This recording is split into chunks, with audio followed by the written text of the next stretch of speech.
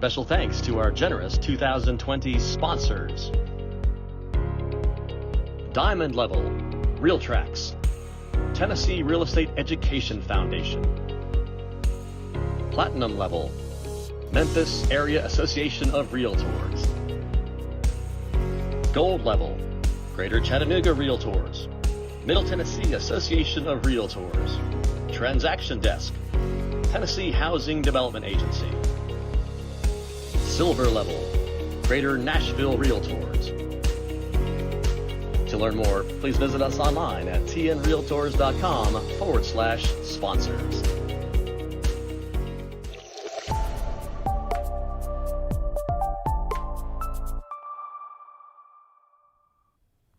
Good morning, everyone, and welcome to our 2020 Virtual Broker Summit.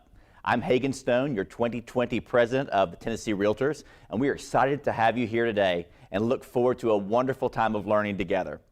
We have a stellar lineup of guests, speakers to inform and share with you today, and we are so very glad you've made time to be with us.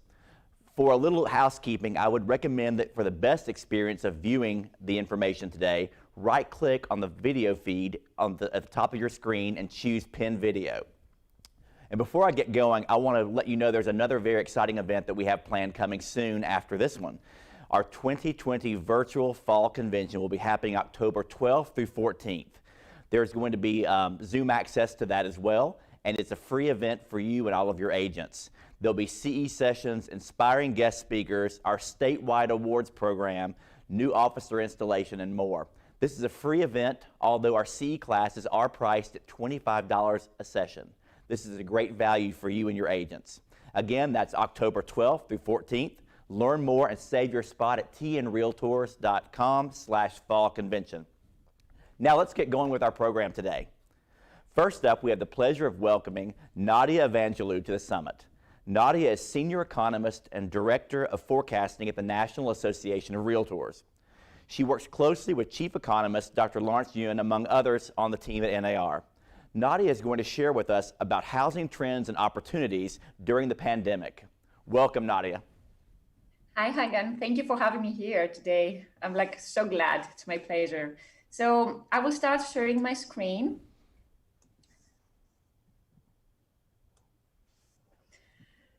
So today I will first present to you, one moment. I will first provide an economic update, focusing mostly on the current employment conditions at national and local level. I will also present to you some local housing trends and explain how housing market can help economy to recover from COVID. Finally, I will talk a little bit about how we expect housing market to look like for the rest of the year. So let's start first with the current economic environment, and particularly the employment conditions across the country. Since millions of people lost their jobs as a result of the shutdown orders, unemployment is one of this year's biggest challenges for the economy. So one of the most important indicators to watch, and especially at economic turning points as now, is the number of jobless claims, which are released every week from the Bureau of Labor Statistics. According to the release last week, we see that the number of layoffs is under 1 million. Specifically, new jobless claims slightly increased to nearly 880,000 in the week ending September 5th. Although there is still thousands of people who lost their jobs, the number of weekly claims has come down substantially from late March and April. Actually, it was the 6th straight week in which unadjusted claims have totaled below 1 million. To give you a complete picture of the number of layoffs that we see from the beginning of the lockdown in mid-March to the latest week, there have been nearly 60 million Americans who have lost their jobs. However, it's very interesting to see that there are far fewer, nearly 13 million people who continue to receive unemployment checks, which also implies that even with new layoffs, yes, there is job creation and people are able to come off unemployment. At local level, we see that 32 states reported a decrease in new claims. In this map here, we get that compared to the previous week, Kentucky, with minus 45%, experienced the largest drop in layoffs, followed by Michigan and Wyoming. In contrast, in Louisiana, layoffs increased 44% from the previous week, followed by Virginia and North Dakota. We actually release a blog every week with the updates on jobless claims by state every Thursday if you want to track the jobless claims. I included here also the link to our latest blog. Let's see now how Tennessee compares to these national figures. First of all, let's take a look at unemployment conditions. New unemployment claims dropped 9% from the previous week to nearly 12,000 claims. This translates to nearly 1,200 fewer claims. In the meantime, total claims, which actually show how many people received unemployment benefits, also dropped 8%. And when we compare the total number of new claims in the beginning of the pandemic, which is nearly 820,000, we see that there are far fewer people receiving unemployment checks. Thus, yes, there is a significant improvement on the labor market in the area.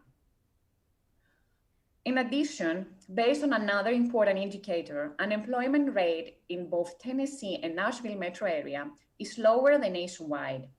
Specifically, unemployment rate dropped in July below the national level. As you can see in this chart, in July, the unemployment rate for the US was 10.5% compared to 9.9% and 9.8% in Tennessee and Nashville, respectively. Thus, there are relatively better employment conditions statewide than most of the areas across the United States. But what are the characteristics of the unemployed? Who are they? Analyzing the demographics of the unemployed, I think that we could get a better idea of how the real estate market will be impacted from these layoffs. Thus, let's take a look at the unemployment rates by age group, race and ethnicity, and education. We see that unemployment rate is higher for young people in the age group 20 to 34 years old, which are mostly the young millennials. Specifically, we see that unemployment for young people 20 to 24 years old was 18% in July, compared to 10% for all ages. However, unemployment for young people is recovering faster than the other age groups. Moreover, we get that unemployment rate is higher for African Americans at 15% compared to 9%, which was the unemployment rate for whites. Finally, as for the education attainment, we see that the most affected people are these with less than a high school diploma education level. Specifically, their unemployment rate was 15%, while the rate was 7% for people with higher education. But let's go now and see how consumers behaved during the pandemic. It's very interesting to see that the consumers are saving more now compared to pre-pandemic. Specifically, people saved around 8% of their income before the pandemic, while people saved 18% of their income in July. And then looking at the personal income figures, we see that the personal income increased by nearly 14% in July compared to March. And this increase was mostly because of the massive stimulus package. However, the pandemic has people struggling to pay bills. So according to the US Census Bureau, 9% of the mortgage holders caught up on the mortgage payment, which also means that they may have made a partial art, a late full payment, no payment at all, or deferred the payment. Actually, based on the data, 2% of the mortgage holders defer the payment. Moreover, we get that 85% of the owners have a high or moderate confidence in their ability to make the next month's payment. However, this level of confidence is lower for Hispanics and Gen Xers in the age group 40 to 55 years old. At a more detailed level, based on the survey, most of these owners who were not able to pay last month's payment on time were young owners in the age group 18 to 24, never married, with children under 18 in the house, Asians, and with an income less than $50,000. When we compare the mortgage payment status in Tennessee with the national level, we see that fewer mortgage holders defer their payment, while slightly fewer owners have a high or moderate confidence to pay next month's payment. Specifically, 1% of owners defer or planning to defer the payment compared to 2% nationwide, while 83% of them have a high or moderate confidence compared to 85% nationwide. However, we see that the share of owners who caught up on their payment is similar to the national level at 9%. At this point, I would like to present to you some data that I think we can benefit from and actually see which local economies may recover faster. I'm referring to the COVID-19 community mobility reports produced by Google. So let's first talk a little bit about this data set so we will be able to understand better these reports. The goal of this data set is to show how visits to categorized places change every day. To do so, Google compares the number of visits to these specific places every day to the baseline days. A baseline day represents a normal value for that day of the week pre-pandemic during January and February. So let's go now and go through this report and specifically see the report for the US for September 8. The first category in this report is retail and recreation. In this category, we're able to see mobility trends for places like restaurants, coffee places, shopping centers, theme parks, museums, libraries, and movie theaters. And what do we get? We see that number of visits to this category is down by 12% compared to the baseline. However, when we take a look at the trend, we see that there is an increasing mobility in the retail and recreation since April, when nearly all states were under stay-at-home orders. To give you an idea, back on April 12, the mobility was 63% below the baseline, and that was actually the highest drop for this category. Thus, we see that there is an increase of the mobility in retail and recreation, but we are not yet at the pre-pandemic levels. Regarding the mobility trends for places like groceries and pharmacies, we are almost to normal levels, only 1% down from the baseline. Also, we see that people tend to go to parks more than what they used to go back in the baseline period, and actually visits to park increased 52% compared to the normal. However, we should have in mind that the baseline days were during the winter months of January and February, when people could not visit these places in some areas because of the cold weather. Another category is the transit stations, such as subway, bus, and train stations, with minus 31%. We also are able to see that many people continue to work remotely, since the number of people going to the office is 38% down from the baseline. Finally, we get that because of the recent surge of COVID cases, people tend to spend more time in their home in September and late August compared to June. To give you an idea, people used to spend 3% more time than pre-pandemic back in June, while now it is 9% above the baseline. However, residents of Tennessee are much more mobile than the typical American. And this can be a sign that the local economy is recovering faster than in most of the other areas across the country. Specifically, the retail and recreation mobility is almost at the pre-pandemic levels, only 2% below the baseline compared to minus 12% nationwide.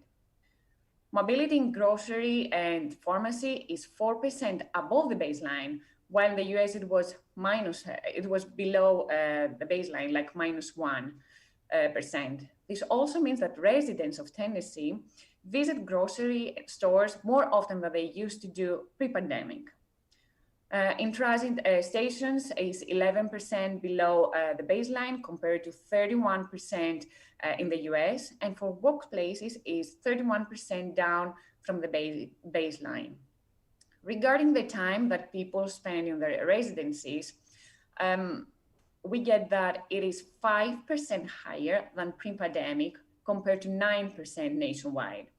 Also, we see that people go to the parks since mobility is 133% above the baseline, which is also much higher than nationwide.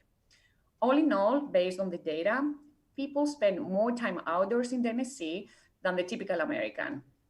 A reason for this finding may be the young age of Tennessee residencies, which is about 38 years old. But let's take a look now at the current housing market conditions in order to get a grasp of what's happening in the real estate market during the pandemic. First of all, the recovery in existing and existing new home sales ramped up in July. So existing home sales raised to their strongest month-to-month pace of nearly 25%, hitting an annual rate of 5.86 million, which is higher than the pre-pandemic level. As for new home sales, we see that they rose to 901,000, which is also a level higher than the pre-pandemic level. At this point, I would like to present to you some weekly market housing indicators that we release every week. Since market conditions change very fast, I think it's better to track the following indicators week by week instead of monthly. So one of the indicators that we track is the change of new pending contracts, specifically contract signings, which are the pending sales. During the past 4 weeks, ending August 23rd, were up 19% from 1 year ago. This is a very important indicator since it shows that there is a very strong pent-up demand for housing. In the meantime, for second week, new listings were up from 1 year ago, although modestly by 2% year over year. So with contract signings outpacing listings, more construction is needed so supply can keep up with increased housing demand. Moreover, we see that home showings picked up in July. According to data from SentryLock, home showings were up for the first time since February at 6% in July. At regional level, showings were up in Midwest by 14%, in Northeast by 13%, in Midwest by 14%, in South by 6%. The West region had the only decline in showings at 4%. But what about open houses? Are still people interested in going to open houses during the pandemic? We actually track the public interest for open houses using Google Trends. And what do we get? Public interest in open houses has decreased last week by 38% compared to a year ago. However, on a weekly basis, more and more people are looking for open houses compared to the beginning of pre-pandemic, since their interest has increased in the last 4 months, as you can see in the chart. At local level, interest remains strong in Connecticut, Montana, and North Dakota. Finally, I would like to talk a little bit about how the homeownership rate is trading during the pandemic. According to the latest release, the homeownership rate increased to 67.9% by nearly 4 percentage points compared to a year earlier in the second quarter of 2020. In the meantime, both rental and homeowner vacancy rates dropped in spring, showing how strong housing demand is during the pandemic. And the main reason for the strong increase is the ultra low mortgage rates. However, I would like to mention that there are some serious questions about the accuracy of this survey for this time. It's likely the results to be distorted by the pandemic. Specifically, in-person interviews were suspended for the duration of the second quarter and replaced with telephone interviews when contact information was available. As a result, the response rate was lower in this report than the average response rate for April, May, and June 2019. Thus, the current report might show the trend, but we should exercise caution when using the absolute numbers of homeownership rates. Parsing out by age, we see that homeownership rate rose in all age groups. Specifically, these gains continue to be concentrated among millennial and Gen Xer households, though the share of seniors who own their home remains the highest for all age groups. By race and ethnicity, Black households experienced the highest gains in homeownership rates among any other race. The homeownership rate increased by 6.4% compared to 2.9% for white households. Thus, we see that Black homeownership continues its upward trending. I could go over more housing indicators, but at this point, I would like to answer the question why housing is so important for the economy, and specifically to show you some of the economic impacts of the homeownership. Let's start with the impact of the real estate market on the economy. According to the latest data, the housing sector accounted for nearly 18% of the GDP in 2019. So since homeowners spend about 10 years in their homes, this also means that Americans do not view ownership as one and done. So they want to constantly improve. So homeowners after 10 years typically sell their starter home and trade up. Thus, homeowners do buy multiple homes over their lifetime, and this process contributes to economic growth and job creation. But how? Specifically, with each home sale, there are expenditures related to lawn care, home remodeling, new furniture, mortgage origination, moving, and building new homes. It is true that a part of these earned incomes gets spent in the local economy, which is also called the multiplier effect, in the form of eating at restaurants or buying a car. We estimated that the total impact of a home sale was $89,000 in 2019 nationwide.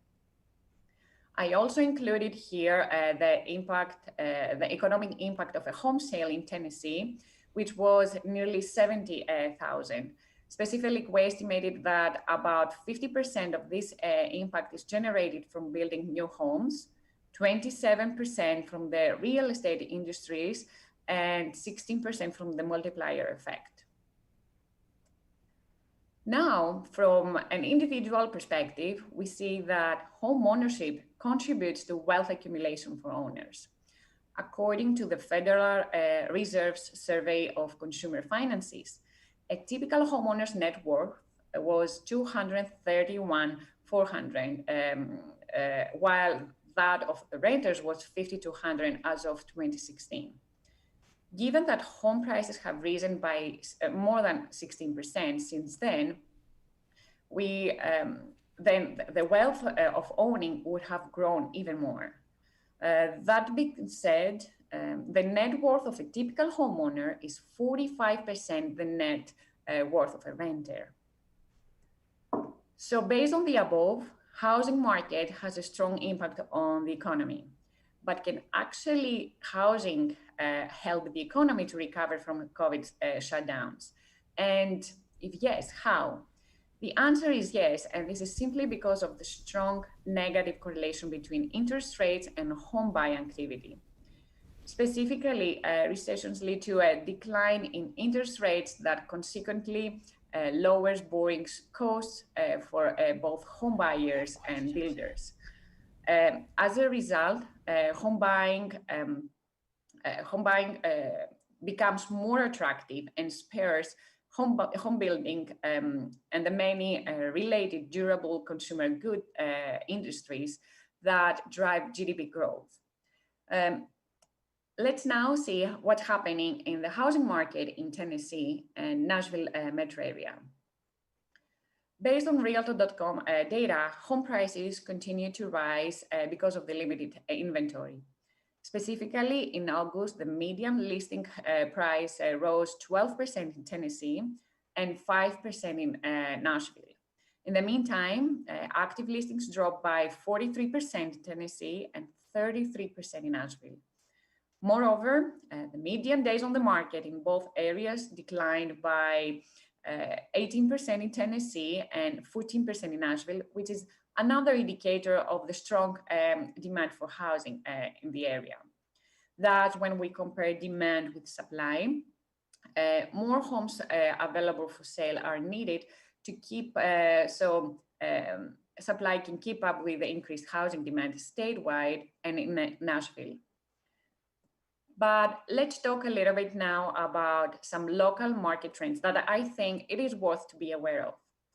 When we take a look at the age distribution of the residents of Nashville, we get that Nashville is one of the most popular areas for millennials. Specifically, 29% of the population in Nashville were born between 1980 and 1998, compared to 26%, which is the average for the 100 largest metro areas. In the meantime, millennials represent the largest cohort of homebuyers at 38% of all buyers, while it is the age group with the highest share of people working remotely during the pandemic. This also means that areas favorable to millennials, such as Nashville, are expected to see an uptick of home sales during the pandemic. While during the pandemic, people tend to move to less dense and more affordable areas, real estate market in Nashville is expected to outperform compared to the other metro areas. But how did we come up to this conclusion? Why? First of all, Nashville is more affordable than most of other large areas. Specifically, the median home price in the second quarter of 2020 was nearly $295,000, lower than nationwide. As a result, more millennial renters can afford to buy the typical home in the area, 36% compared to 34% nationwide. Finally, based on a recent study, Williamson County, which is in the metro areas, including the metro area, was identified as one of the top work from home counties after comparing various factors such as interconnectivity, office related jobs, etc. But let's see now some migration patterns. I recently came across in my effort with this data, in my effort to find timely migration trends. The Apartment List publishes every quarter the migration flows for renters at metropolitan area level. Their latest report tracks the searches for rental homes during the period April and August. In recent months, there has been significant speculations about how the pandemic will change where Americans want to live, since they can work remotely and live wherever they want. Indeed, this data from Apartment List shows that at the broader metro level, we are beginning to see signs of the COVID effect. For instance, the nation's pricey tech hubs have begun to lose some of the residents, although they still remain fairly popular destinations. Meanwhile, some more affordable markets are gaining in popularity. As remote work and widespread layoffs reshape the labor market, the rental market is beginning to respond. Specifically for Nashville, we see that most of the renters who are looking to move in the area come from New York with 4.3% of the total searches, followed by Chicago and Atlanta, respectively. Most of the renters who want to leave from Nashville search for a home in Chattanooga, Knoxville, and Clarksville. But let's go now and talk a little bit about some opportunities that currently exist in the housing market and people can benefit from them. First of all, mortgage rates dropped to a new record low, 2.86% last week. Specifically, the 30-year fixed rate declined more than 80 basis points from the first week of the year. In the meantime, recently, the Fed announced the adoption of a more flexible policy that will seek to achieve inflation that averages 2% over time. This means that a period where inflation is above 2% can compensate for a period where inflation is below 2%. This significant change can keep interest rates low for longer periods, which could translate into both long periods of cheap mortgages and a stronger job market. But what does this mean for the potential homebuyer and owners who want to refinance? I calculated here in this slide how much the monthly payment drops with a 3% and a 4% rate. So nationwide, for instance, if mortgage rates drop from 4% to 3%, the monthly payment decreases by nearly $160. Respectively, in Nashville, the monthly payment drops about $150 from 100 basis points decline of the rates. Specifically, monthly mortgage payment is reduced from $1,260 to $1,110. Moreover, we see that although home prices continue to rise in the area, affordability actually rose 8% in Nashville in July compared to a decrease of 1% statewide and 1% increase nationwide. And this is mostly because of the ultra-low mortgage rates. For instance, as we can see in these charts, households earning $100,000 in Nashville could afford to buy 58% of homes currently for sale a year earlier, while now they can afford to buy 60% of the homes. Thus, we expect home buying activity to continue to rise since buyers try to benefit from lower mortgage rates and higher affordability. Finally, let's see now how we expect housing market to look like for the rest of the year. First of all, we see a V-shaped recovery for the housing sector. Regarding home sales activity, we expect new home sales to rise 17% in 2020 and existing home sales to increase 1%. In the meantime, home prices are expected to continue to rise about 5%, and this is because of the limited inventory. Finally, we expect mortgage rates to continue to hover over the low levels of 3.2%. All in all, with millennials rushing to buy homes in order to benefit from low mortgage rates, expect strong buying activity to be extended in the fall as well. And that was everything from me. Thank you. Great, thank you, Nadia. That's an amazing information for us to know and for us to be able to take back to our offices. I do have a question from one of our panelists, not panelists, but one of our attendees. Just curious how we factor out the unemployment numbers of the independent contractors, our members basically, who applied for unemployment but continued to work. Thoughts on that? If they continue to work? Right, if the independent contractors who may be receiving some unemployment, but they're also still working. You know, they're able to still be out there. Yeah, so for this particular group, is not included there. Okay. Yeah. Just wondered on that one. And another quick question.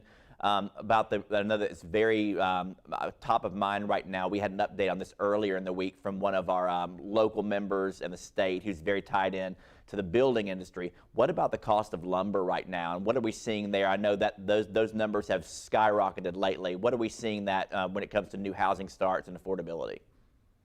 Yeah, this is one of the limitations for the construction. However, we see construction to pick up as well, so not at the levels that we want. So hopefully that the labor cost will go down as well. All right, well, thank you so much. We appreciate it, and thank you for all the work that you're doing on our behalf at NAR, and I hope you have a great rest of the day. Thank you so much. Yeah. All right, next in our program, we are honored to have Amy Charu, Vice President of Learning for Realogy Expansion Brands at Realogy Holdings Corporation.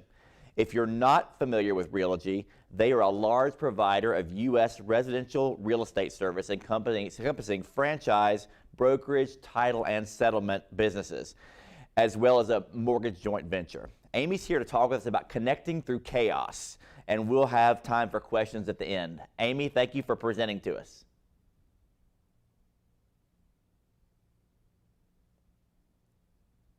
I think we may be on mute.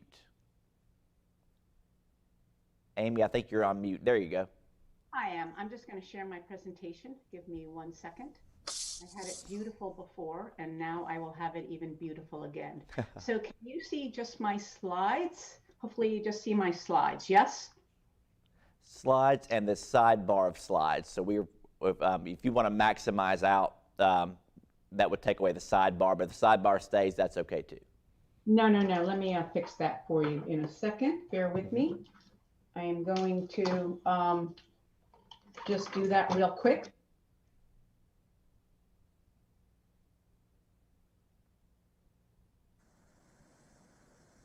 There you go.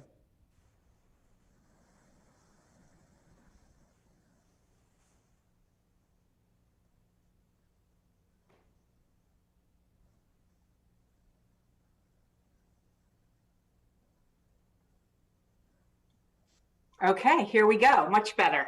How's that look? Looks great. Okay, fantastic.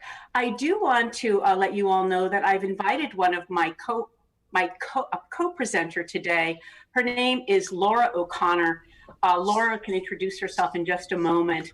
The reason why we were asked to do this presentation today is that Steve and I go way back, and we were chatting about learning and how we were pivoting with learning to support our owners of our companies. The expansion brands at Realogy, which I'm over, is Better Homes and Gardens Real Estate and ERA Real Estate. And Sherry Chris, our CEO, has made my job really creative in that it's just not skill development and manager and leadership training for our brokers, but it is thought leadership and really helping our internal staff have the right tools to support our brokers. And no better time to stress test that during what we've had happen to us over the last year. So Laura O'Connor is with me, and she's going to give a different perspective because Laura is a VP of operations at our ERA brand. And Laura, if you just want to introduce yourself real quick, and then we'll get cooking here. Yeah, absolutely. So thank you for inviting me, Amy, and the team with the Tennessee Association of Realtors. Very excited to be here. I was an owner during the last recession and was able to pull on that experience during the COVID quarantine. I work predominantly with companies in the western half of the United States. And so Amy thought it might be helpful to have some of my insights as she moves through her presentation here today. So thanks again for having me. So as we go through the presentation, we are going to have time for Q&A. Please put your questions in the chat box. We want to share with you what we came up with, which is really from a change management perspective of how we were able to support all of our company owners at the beginning of COVID, starting in February to now. And we're really excited with some of the changes that we were able to help them implement at their company level. So a year of chaos, but many of the things that we saw and requested and suggested that they put in practice, they told us they are keeping going forward. So let us share with you some of those things.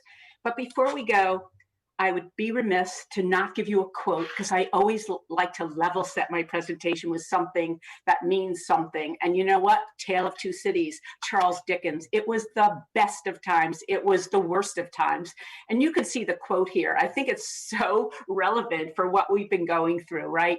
It was the age of wisdom. It was the age of foolishness. It was the epoch of belief. It was the epoch of incredulity. It was the season of light. It was the season of darkness. It was the spring of hope. And it was the winter of despair. Times have changed since February, but we are still all feeling the effects. So thank you for letting me at least do my quote. So when we started working with the brokers, the leadership, including Laura and others in leadership, we came up with 4 areas that we need to stress test with our brokers. It was financial, mindset, leadership, and strategy. So on the financial side, what we first did was, of course, make sure that everyone's lines of credit were secure. We made sure that they had letters in place on their leases. I'm sure many of you did that as well, to make sure that your landlords were being nice to you with the COVID times, because we really did not know what was going to happen. When we first looked at many of our companies, there were quite a few we were afraid may not make it through the COVID time. I'm happy to say that we have had no issues with that because we acted quickly. Some of the other things, of course, on the financial side that we did was we helped them with the CDC. We had a COVID page, so we made sure that they knew all of the laws. We gave them easy access to stuff. Thank you, NAR, for what you did. We leveraged that as well as locals to make sure they had all of that. But we also had really prescriptive sessions on how to apply for all of the loans that were available, you know, the PPP and others that were available. Laura, you had one other thing that we did locally that you wanted to mention on the financial piece.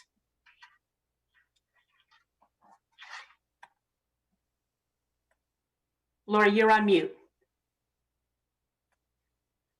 Sorry about that. Yes, so on the fly, we developed a tool that would allow our agents or owners to apply market conditions to their profitability. So they could say, if the market declines by 20%, what will my cash flow look like, or cash on hand be in 30, 60, or 90 days?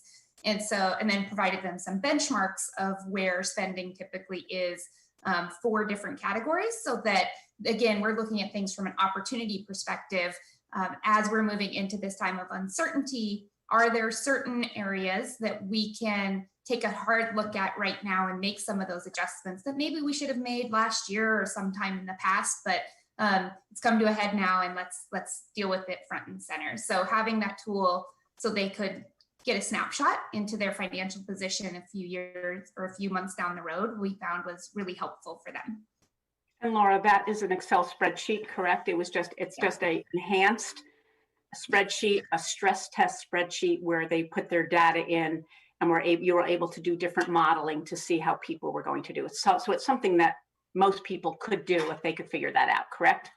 Correct. Fantastic. So that was, the basis of the financial. I'm sure many of you did those things as well. The second thing that we talked about with our brokerages and helped them with was mindset. And then the third was leadership. And the fourth was strategy. I want to just touch on mindset, and then we will go into leadership and strategy. Mindset was very interesting to us. We were amazed at the collaboration and the ability for everyone to connect and share best practices. There is so much best sharing that's going on that it's continued. We call it a coffee peer-to-peer, where whatever the topic is, all the brokers are getting together and they are sharing everything that they're doing. And that's something, of course, I know is happening at the local associations, at the state associations as well. If you have those things available to you, leverage them and share. No one can do anything as good as you can, so it's always good to share. But one mindset piece that was really interesting to us was something that Steve Murray shared. One of the things that we did during COVID, and we're still doing now, is we do a once a month thought leadership session. So we invited people like Stefan Swanepoel, Steve Murray, we had Lawrence Yoon, and many others come once a month, talk to our brokers only about things that really will impact their business. And Steve Murray, as you know, owns Real Trends. And I'm just going to slip this slide here because I want to share something that he shared with us. So it is, what he said was, this is the time to not just survive, but to thrive. And to do that, it's time to get really close to your sales agents. And he shared a story with us. He said to us that he did a report, and you can get this report from Steve Murray. He did a study of all the companies in Real Trends top 500 from 2001 to 2012. Now remember, 2008, when the pandemic happened, we were all like, is this going to be like 2008? We know that it's not. There's different factors, but that was a real cause for concern. So as he looked at it, he looked at the top 500, and he measured those companies, and he looked at them, and out of the 500, in the chat box, I'd love to know, what percentage of companies do you think survived 2008 of those top 500 companies of Real Trend? 10%, less than 10%, 20%, 30%, 40%. If anybody wants to maybe put a guess in the chat box, I'd love to know what your thoughts are. What percentage failed or, okay, you are so smart, David, you are right. It was a little bit less than 30%. It was 24% failed. So 379 survived, but 121 of the top 500 failed. Now, that's interesting on its own merit. But the most important thing after that is Steve looked at, of the 379 companies, how many actually were prosperous, profitable. And of that, anybody have a guess of 379 companies that survived 2008, how many actually were in the green and profitable? Give me a guess of number of companies that you think. I'd love to hear a couple. What do you think? Number of companies. No answer is a bad answer. I just want to see you typing in the chat box. 60%. Thank you. What else? Give me some other numbers. What else? Give me some others. 70. Okay. Well, let's drum roll. I'm going to bring the other slide up. And you know what? The slide is not here, so I'm not going to use it. Let me go back. If I can go back. It was 17 companies. 17 companies. Now, of those 17 companies, 4.5% increased three leading indicators. Let me explain. They increased agent count, they increased closed sides, and they increased PPP. That's crazy. But what they said, and if I could go back one slide, I'm going to see if I can go back. What they said that they did differently than anyone else is that they got close to your agents. So if you have been doing programs and events and put plans in place for your managers to stay in touch with your agents, I just want to share that. That's the mindset. Leadership is really important, but leadership is really important. Financials is important. Strategy is important. But I wanted to share with you that one mindset. And there's so many ways from macro to micro to stay attached with them. It's one-on-one meetings, and it can be really fun things that you do. And we're going to share some of those ideas with you in just a little bit. Yeah, and I'll jump in here real quick, Amy. That was where we started, right? As a strategic decision at brand or Realogy level, it was looking at who did well in 2008 and what was it that drove that success, and how can we replicate that as we move into this uncertain time around COVID. So that was where we started from in terms of our level setting. Thanks, Laura. So financial mindset. Now we want to speak to you about leadership and strategy. So leadership and strategy, we come from the change management perspective. Change management, I just want to give you a definition of it. It is a collective term for all approaches to prepare, support, and help individuals, teams, and organizations make organizational change. What do I mean by that? Sometimes when things happen, that are big, like this COVID, we all go by our gut. Many of us, and you know what, I'll speak for myself and some of my companies, we have a gut feeling and we just go with it. And sometimes we're really spot on, but others we misread signals, signs, and we don't have every factor factored in. Change management, if you can take a mini class on it, LinkedIn Learning has information, you can Google it. Change management is an amazing science where we use it when we bring new companies on, because there are going to be reactions from agents when maybe they join our franchise that you may misread as an owner. And when we share with them the true change management process, they are able to evaluate reactions from different people, whether it's staff or agents, in a much more sophisticated way through change management.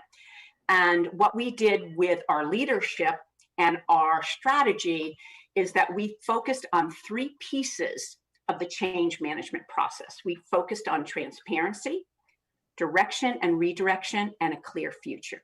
If you ever get a chance to take a college course, a local at a community college, or like I said, LinkedIn Learning is fantastic, do it. As my husband always says, he goes, many of your brokers, he goes, they know the tune, but they don't know the song. And change management can kind of fill in some of those pieces of things that you're doing well, you can do amazingly well. So Laura, give us a little bit of flavor on the leadership and the strategy piece here. Sure. So when I look at transparency, and I typically work with owners of brokerages, but even at the agent level, if there's uncertainty, if your clients, past clients, current clients have uncertainty, that's what leads to loss. And whether it's a brokerage communicating with their agents or an agent's trying to stay connected in an unusual time to their clients, the only thing that works 100% of the time is the rumor mill. The rumor mill is healthy and strong no matter what's going on. And so your goal as an agent or a brokerage owner is to be transparent and make sure that you're providing enough information that people know what's going on. And especially in these days, right? There's so much out there that it's hard to know what the truth is. So being that source of information and having clear communications, you don't want them to make up a version of what's going on, because typically what they make up is much worse than the reality. And we move into direction and redirection. That's about, as you're providing transparency and sort of opening behind the curtain a little bit more than maybe you would when you're not in a period of change. It will sometimes lead people to want to get distracted from what their core responsibility is. So an agent needs to maintain their focus on selling and their clients, and we don't want them trying to run their brokerage because we're in a state of uncertainty. So we want to keep people in the loop and listen to their thoughts and concerns, but we also want to help them refocus then, that redirect to what will help you moving forward with your business and with your family and your community, and then a clear future. So we all know that change is constant. That's about the only thing that's consistent in our industry is change. And so I like to think about change as transformation. It's a much more positive term. A butterfly comes from a caterpillar and they're transformed into something beautiful. And so if we think of, even in times of chaos, like during COVID, if we're thinking about how are we going to transform ourselves during this, it changes a little bit the way that you think about change. It's not as scary anymore. It's about becoming a better version of ourselves, or helping our communities become the best version of what they can be in this uncertain time. A key component to all of this, though, is that unless you're 100%, 110% sure even maybe, that you can follow through on a promise, don't talk about it, right? We want to talk about what we are doing right now. This is what we are doing. This is what's helping us be transparent, direction and redirection. And when we talk about the future, it should be in general terms that help build enthusiasm, but don't make promises you can't follow through on unless you're 110% sure, because everyone is watching closely when we're in the middle of a cycle of transformation. That's funny, Laura. That's something that our CEO, Sherry Chris, says to us all the time. Never present stuff that's not rock solid, because that will come back to bite you. So thank you for that. So as we're wrapping up, we want to give you some examples of leadership in action.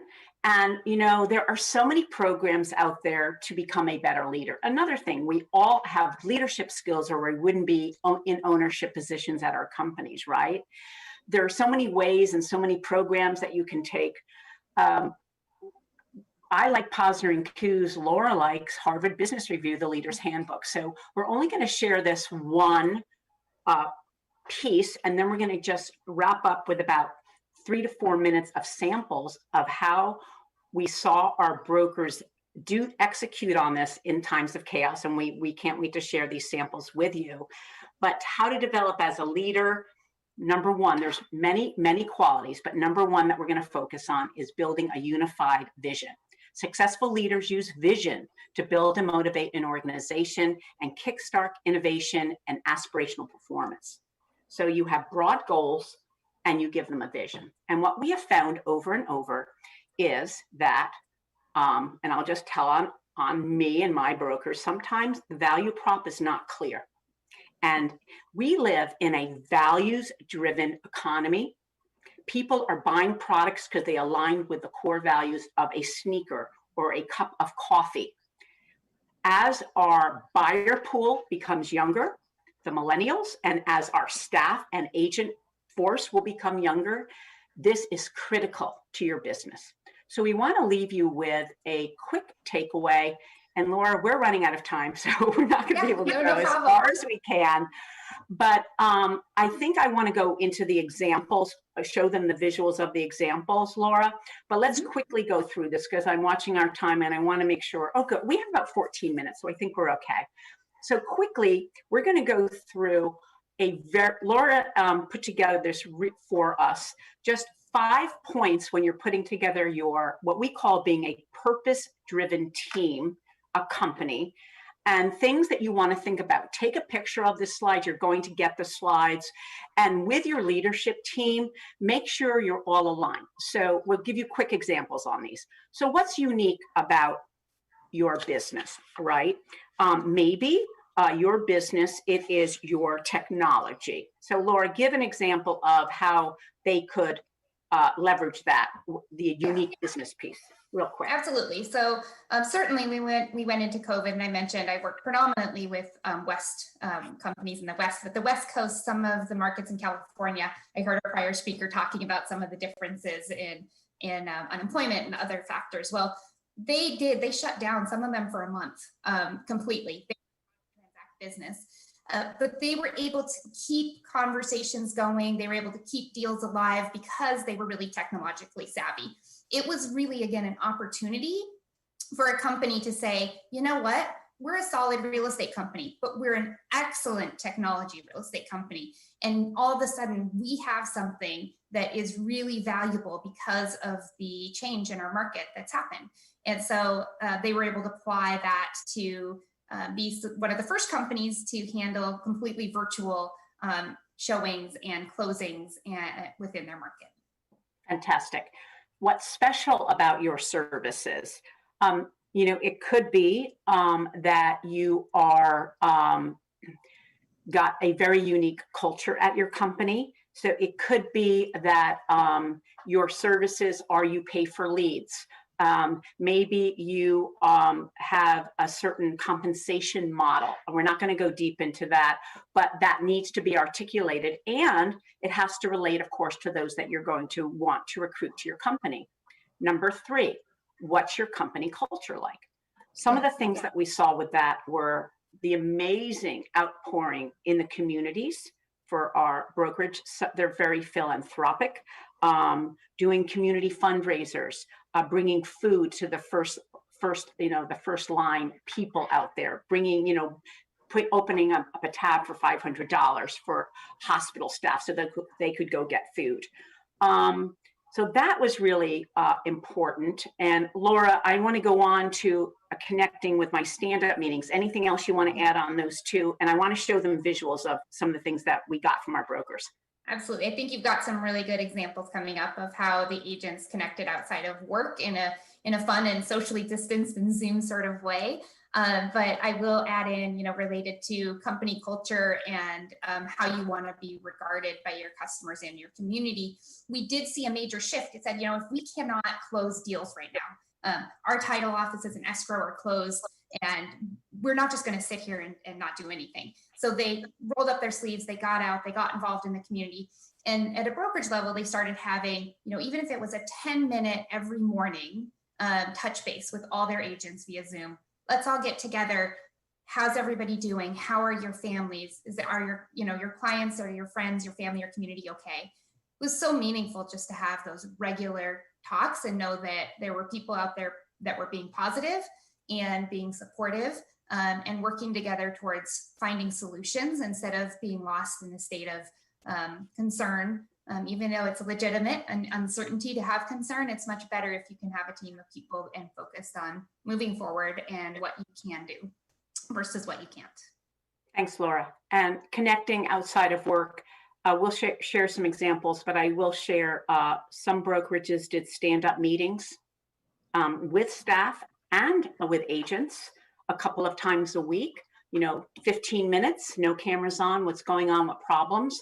That has kind of subsided now. I loved that. But also Zoom tales, really getting creative outside of work. One broker had they call it Zoom tales. They had a mixologist show them how to do signature drinks in their community. And had people do silly things like, what is the thing that you're good at? Like how to create a pizza dough, how to make the ultimate peanut butter and jelly sandwich. I mean, some of the things that I was invited to, laughed my head off, but I got to know the agents. I now know how to make the best peanut butter and jelly sandwich. I mean, like in details. Also, how do you want to be regarded by customers and your community? We want to be concerned with everyone's success, the company's profitability, our agents making a living. But think about the community and the end user at large.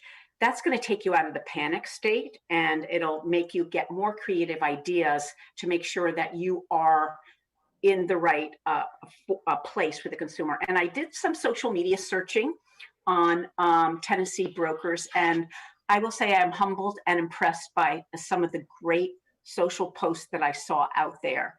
I think I also will say that one of the speakers we had, Dan Elzer, said agents are either in panic, paralysis, or prosper mode. Prosper, they got it and they're now killing it. But how do we get the agents that are still paralyzed going? And I think the panic's over. But be a purpose-driven team. Make sure you can articulate these things. Make sure your staff can articulate these things for recruiting and retention with your agents. So let's look at some samples. Here's a sample: coffee with Chris, and then happy hour, as I mentioned before, because not everybody is a drinker. So they also do coffee with one of their coaches, one of their managers, and they bring in experts on things that they want to talk about, or they just do a real mastermind. I'm going to quickly go through these. Another broker made sure that they gave to the agents, what are the things you should be doing now? For some reason, agents forget, I should be making calls. And it's still not too late to do many of these things here. I'm sure many of you were doing that, but think about reintroducing some of the things they need to do. We believe in the 100-hour effect. What does that mean? 100-day effect. What does that mean? What you're doing now in September will give me business in January. So we want to remind our agents they have to be constantly doing things now to get there. So here's just some things like get your CRM finally done. Everyone says they're going to do it. I'm not going to read the list because of time. You will get this, but some great ideas. I will share on the 5 call, 5 text, 5 emails. One of our brokers created an infographic, and every day they put it in their social media group and said, just one thing. Do this one thing today, and it was so effective. So think about doing something really creative with your marketing team and get your team going, like a lead generation challenge, right? Make 5 calls today. Send out 5 cards this week. Make it a little bit of a challenge. Training. Put Some of our brokers this is an example of some of the kind of scheduling they did for training. Honestly, I think a lot of us are zoomed out, but this was a sample. And I do have a couple more, but Laura, I think you wanted to make a point on this as I wrap up the last couple slides. Yeah, I think that it goes back to that community and collaboration. And so whether it's the brokerage or maybe a group of young leaders that are real estate professionals or different groups that you're part of, having content that's drafted, the image is there, and the tone is right? Because the things that you can share when you're not in a state of chaos and uncertainty are different than what you want to share during that time, especially as it relates to social media. So having a repository and a group that you can brainstorm with and share relevant information, but also information that helps people stay focused on the opportunities that exist versus sharing the bad news, which is what seems to get passed around more frequently on social media. So owning that experience for the consumer or the person that might be following you and using it as an opportunity. Thanks, Laura. And as we wrap up, data. We heard from NAR today. Every month when Lawrence Yoon gives us our new numbers, I create something called Market Watch for our brokers, and it has slides like this. We give them the macro numbers in a PowerPoint that can be saved as JPEGs or PNGs and shared on social, but they then use the format that I created for them and create their hyper local numbers as well. The consumers need to know what's going on. They hear stuff in the media, but they need to hear it from you. You are the local expert, and the agents love sharing this data. So think about listening to Lawrence Yoon every month and taking his slides and creating your own like we have. Also, make sure you've given answers to all your sales associates and on the top questions that the clients are asking. Role play, give them scripts. It'll go a long way with making sure everyone's comfortable doing business, even in our COVID time. And then last, I thought this was really cute. I would just share this with you. The agents found that there were different things that consumers are looking for in homes that they didn't really look for before, right? We heard from NAR that people are moving now. They don't have to stay in the area where they work. So some of the things here like multi-generational, front porches, mudrooms, dual home offices, great Wi-Fi, bidets, rural. I'm going to leave that there, but you get the idea. There's some features. And then last but not least, I'm going to wrap up and just say, make sure that your learning is relevant. What we did was we took all of our existing content and we COVIDized it. We made sure we explained how to do virtual open houses and how to virtually market. And we really stepped it up. And as a result, we had amazing numbers. Last slide, and this is my only shameless plug, guys. From February to now, I had over 16,000 people through training. I have no life.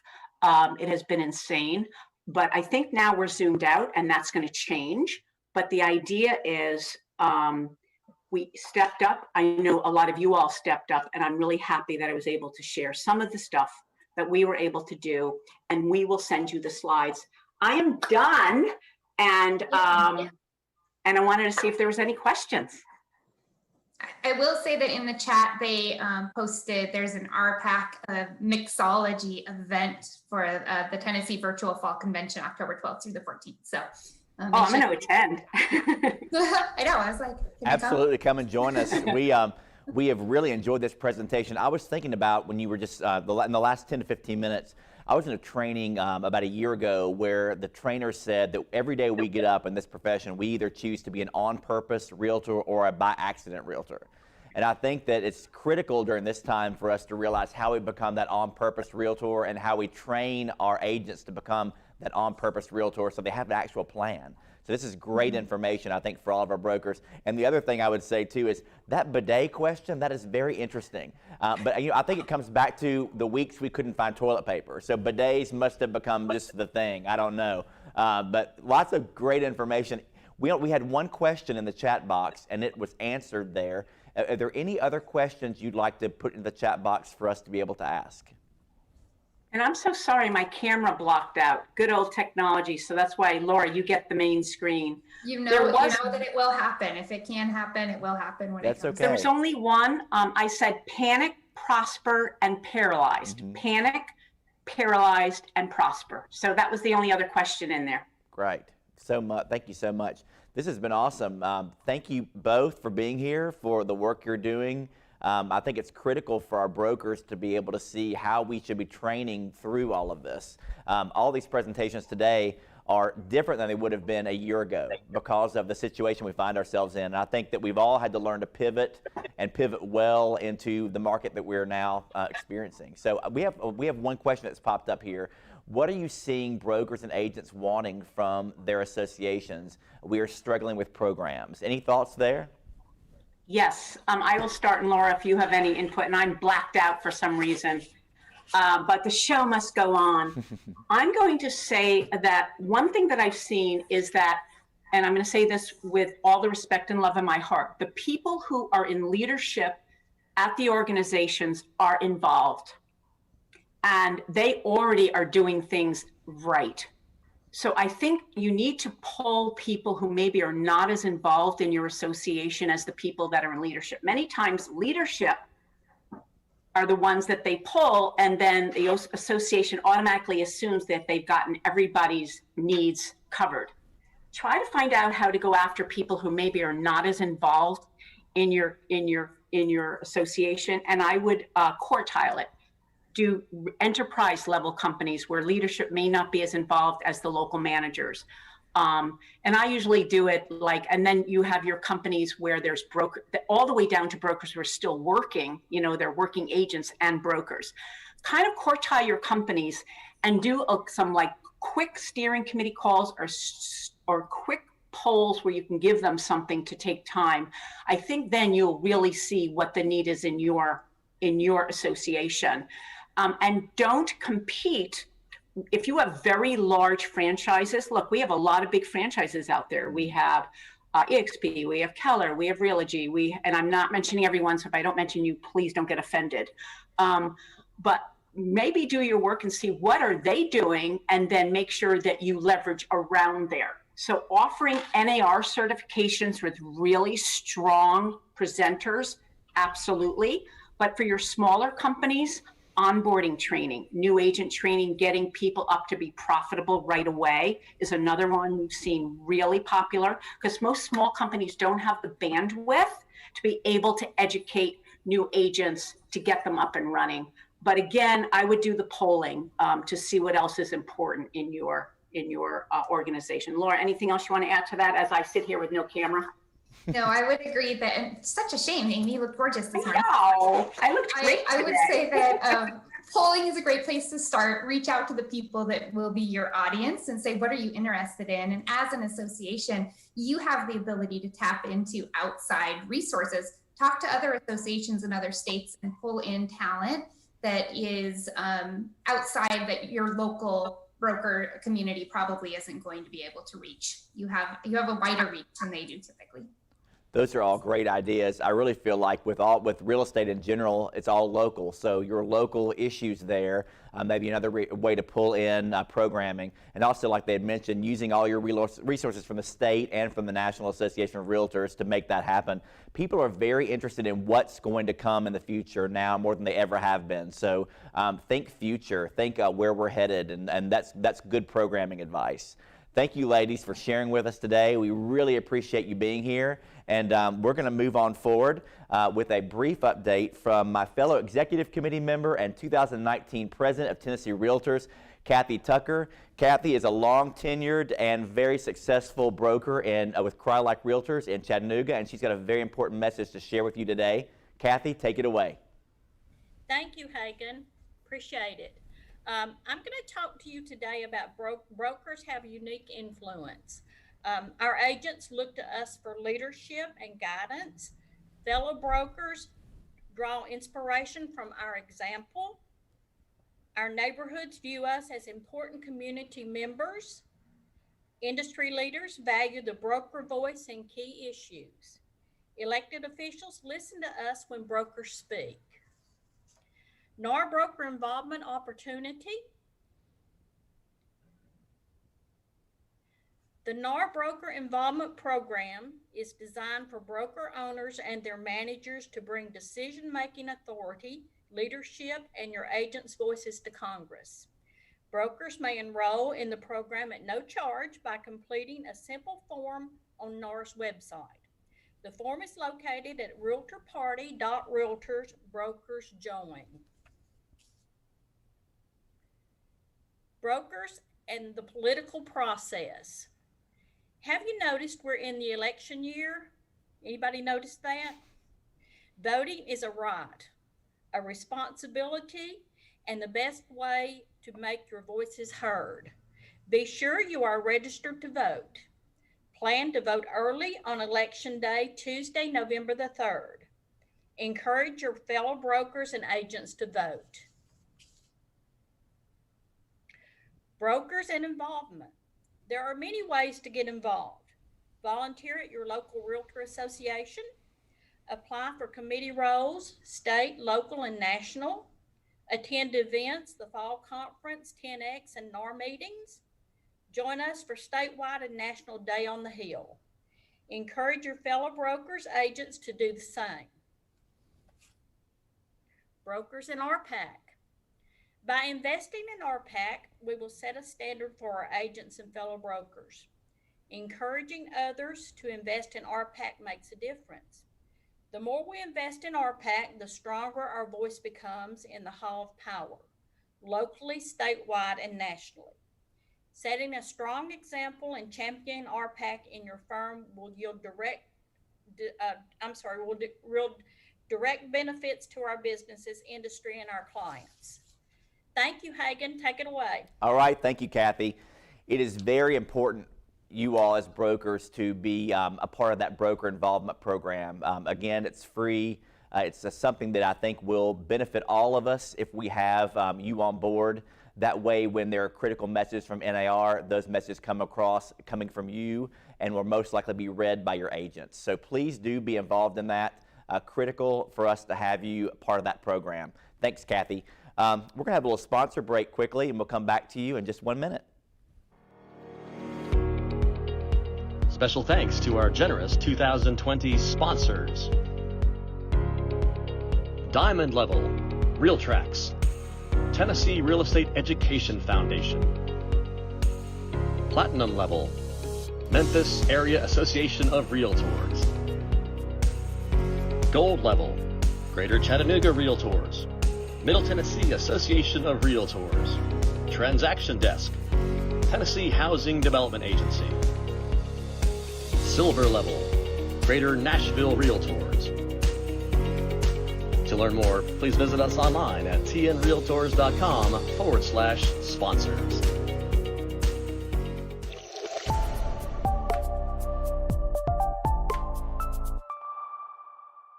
We get it.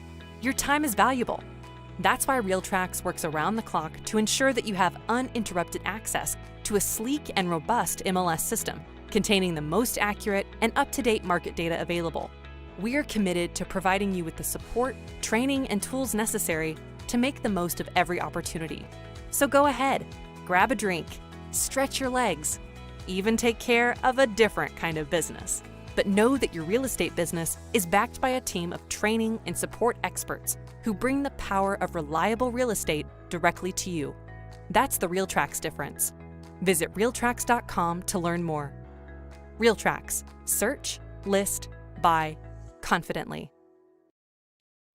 The mission of Middle Tennessee Association of Realtors is to unite those engaged in the real estate profession by promoting the value and necessity of using a realtor in all transactions. To accomplish this, we encourage our members to maintain the highest standards of conduct and to stay current on local market information, news, and trends that affect the real estate industry.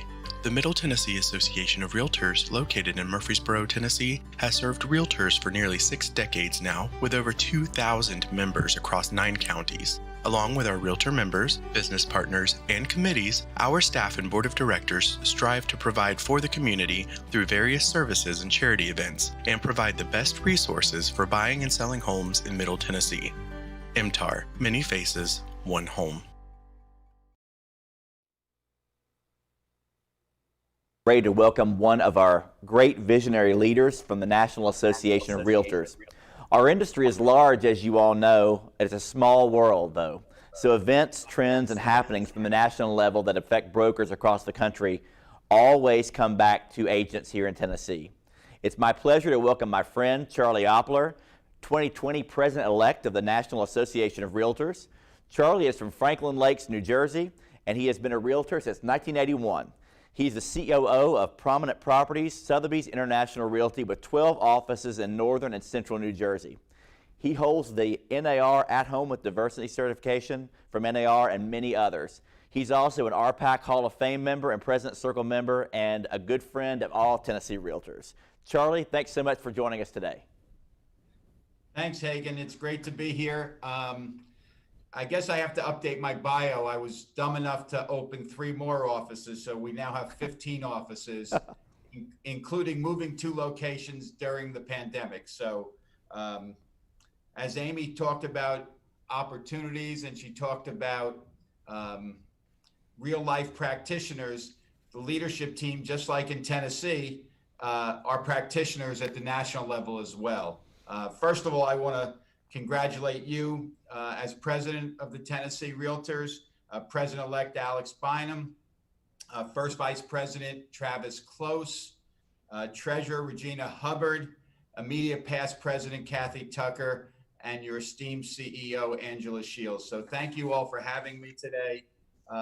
There's a lot of things that are happening on the national level. We can talk about advocacy, and certainly, Hagen, I'm sure you'll talk about that with the brokers because of your role serving the Realtor Party for many years. And also congratulations on your appointment for 2022 as the Realtor Party Director for President Leslie Ruda Smith in 2022. There's no question that COVID has changed the world as we know it. I was in the epicenter in New Jersey.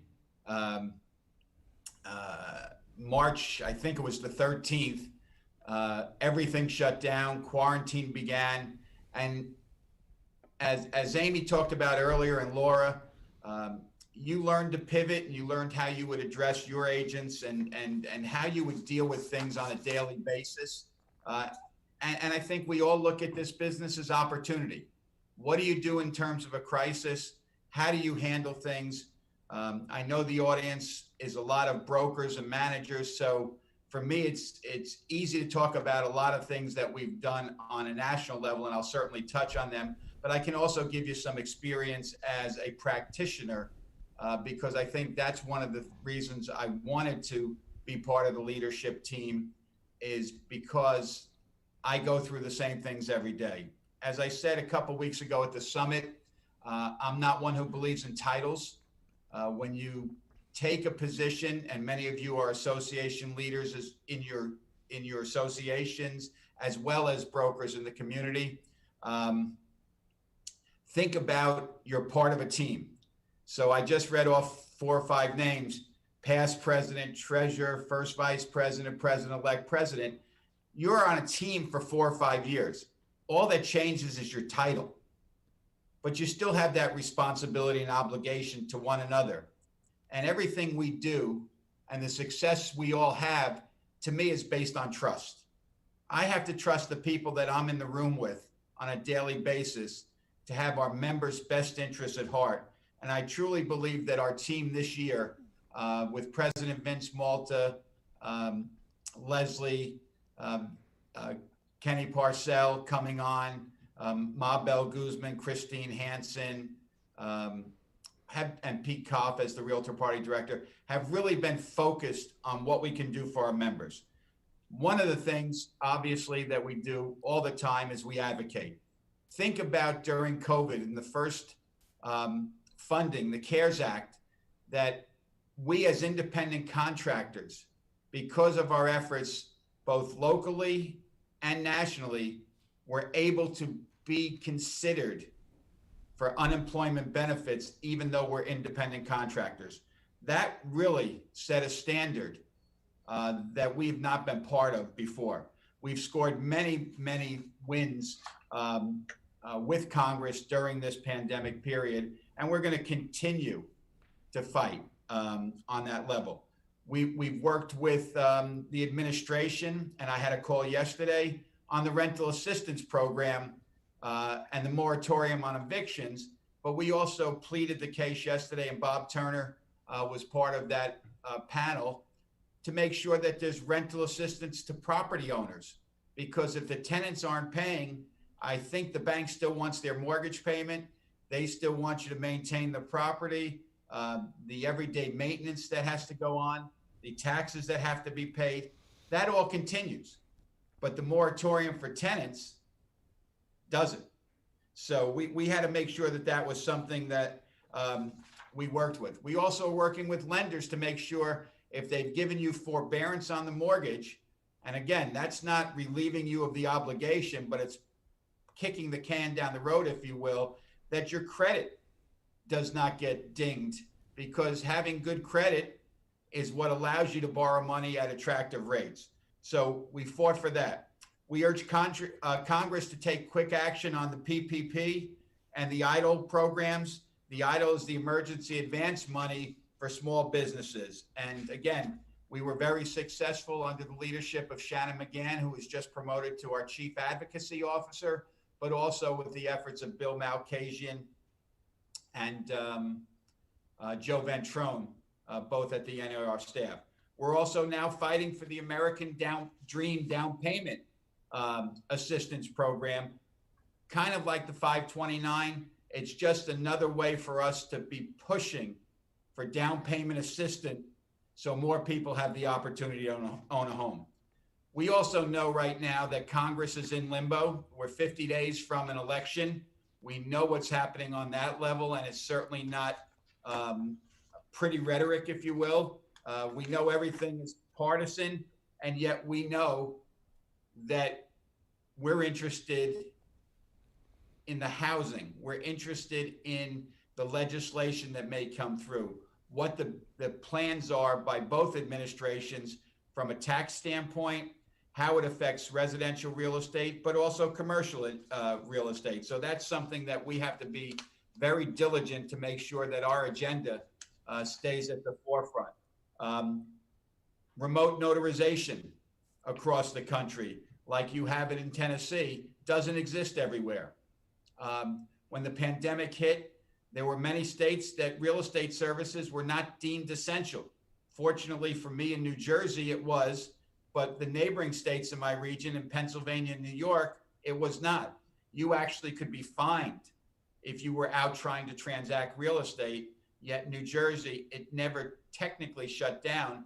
Sellers would not want to show their property and have strangers in their homes, but we were able to still close transactions with title companies, whether it was by Federal Express, whether it was sitting in a parking lot and having the title person in a mask and gloves and a hazmat suit going from car to get signatures, but we were able to do business. That was not allowed in a number of states. So that certainly is something that we're looking at. Expansion, as I said, of the forbearance and the unemployment assistance. 1031 exchange on the commercial side is a big issue in the coming election, and will continue. So we know it's important. Last year, 74% of realtors voted. I'd like to see that to be more.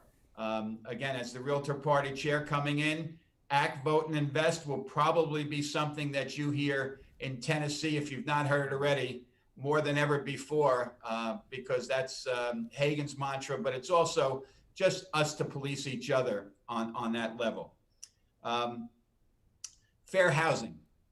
Fair housing is needless to say, a critical part of what we do. In 2018, under President Elizabeth Mendenhall, we commemorated the 50th anniversary of the Fair Housing Act, but that's not even close to where we need to be.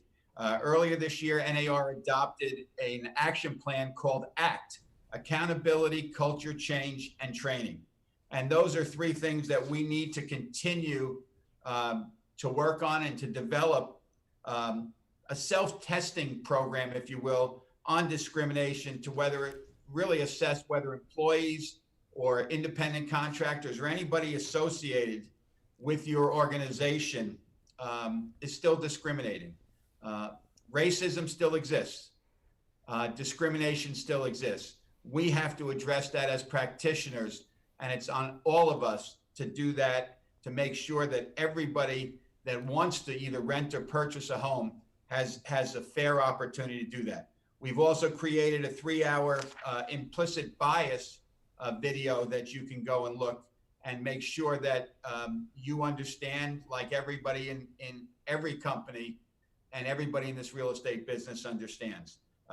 Last year, we organized a Fair Housing Policy Committee, and we're pivoting our strategic thinking advisory committee to address fair housing in this marketplace. We announced a partnership with Chamber of Commerce's, again, to broadcast and to make sure that equal opportunity exists. So we need to do that and continue to do that. At last month's virtual summit, we also focused on fair housing issues. And again, we know it's not just housing, it's appraisals, it's lending, it's the whole part of what we do as a business. So that's part of areas that we have to look at.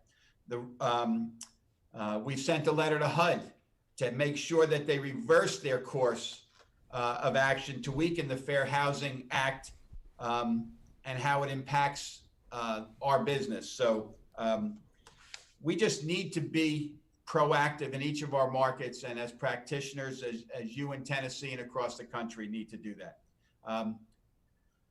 We've also doubled down on our Who We Are campaign, and we've also put fair housing as a statement that we want to address in our campaign as well. That just talking about fair housing doesn't change it, people do.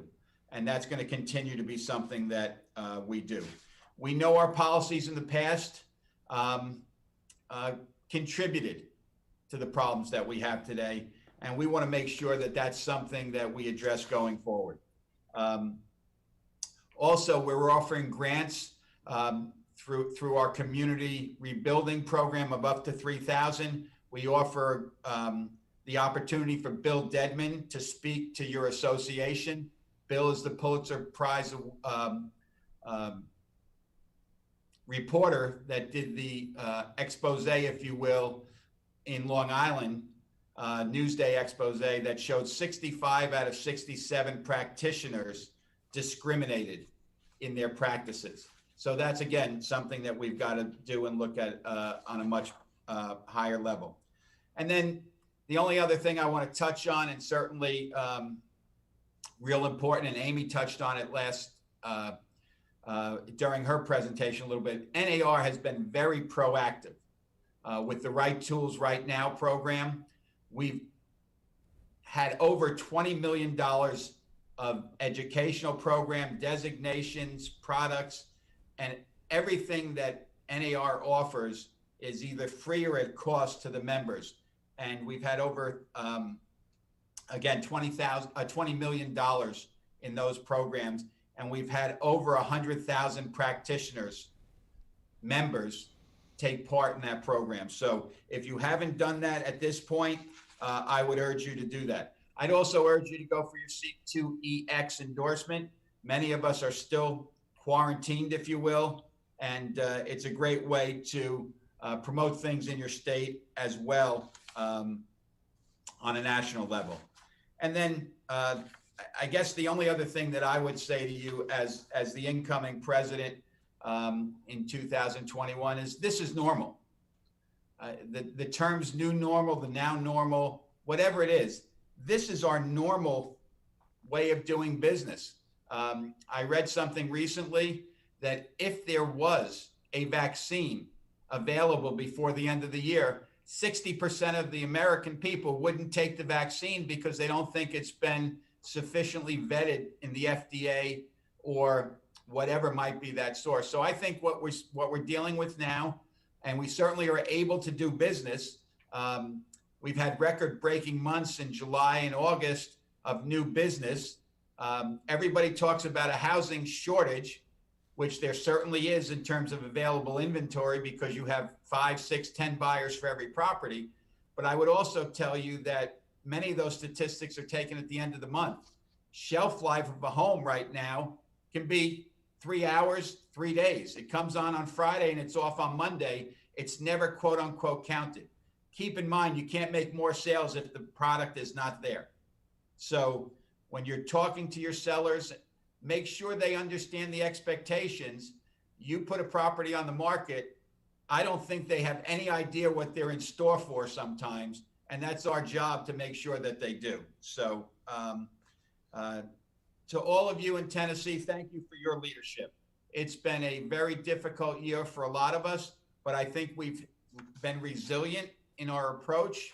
We've been timely in our approach. I think after the initial shock of what a virtual world was, we had a budget and finance meeting within 3 weeks of going virtual. And we had a very, very effective meeting with 75 people on a Zoom call over 3 days. But instead of having to be in Chicago, we were sitting in our living rooms, going through all of the data and doing things of that level.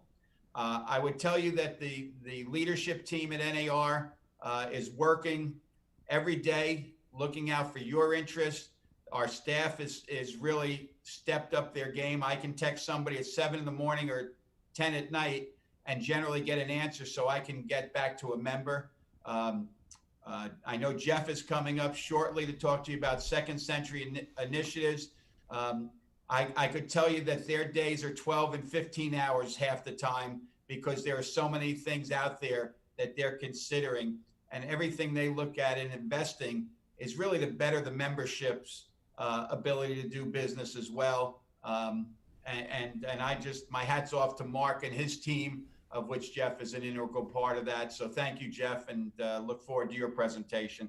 Hagen, it's a pleasure to be here. I look forward to working with all of you the rest of this year and into 21. And as I said, it's just the title. I love the business. As John Smaby's often said, it's the greatest business in the world. And I think it's the greatest business in the world because it's the greatest people in the world. So thank you for all you do, and I'll kick it back to you. Great. Okay.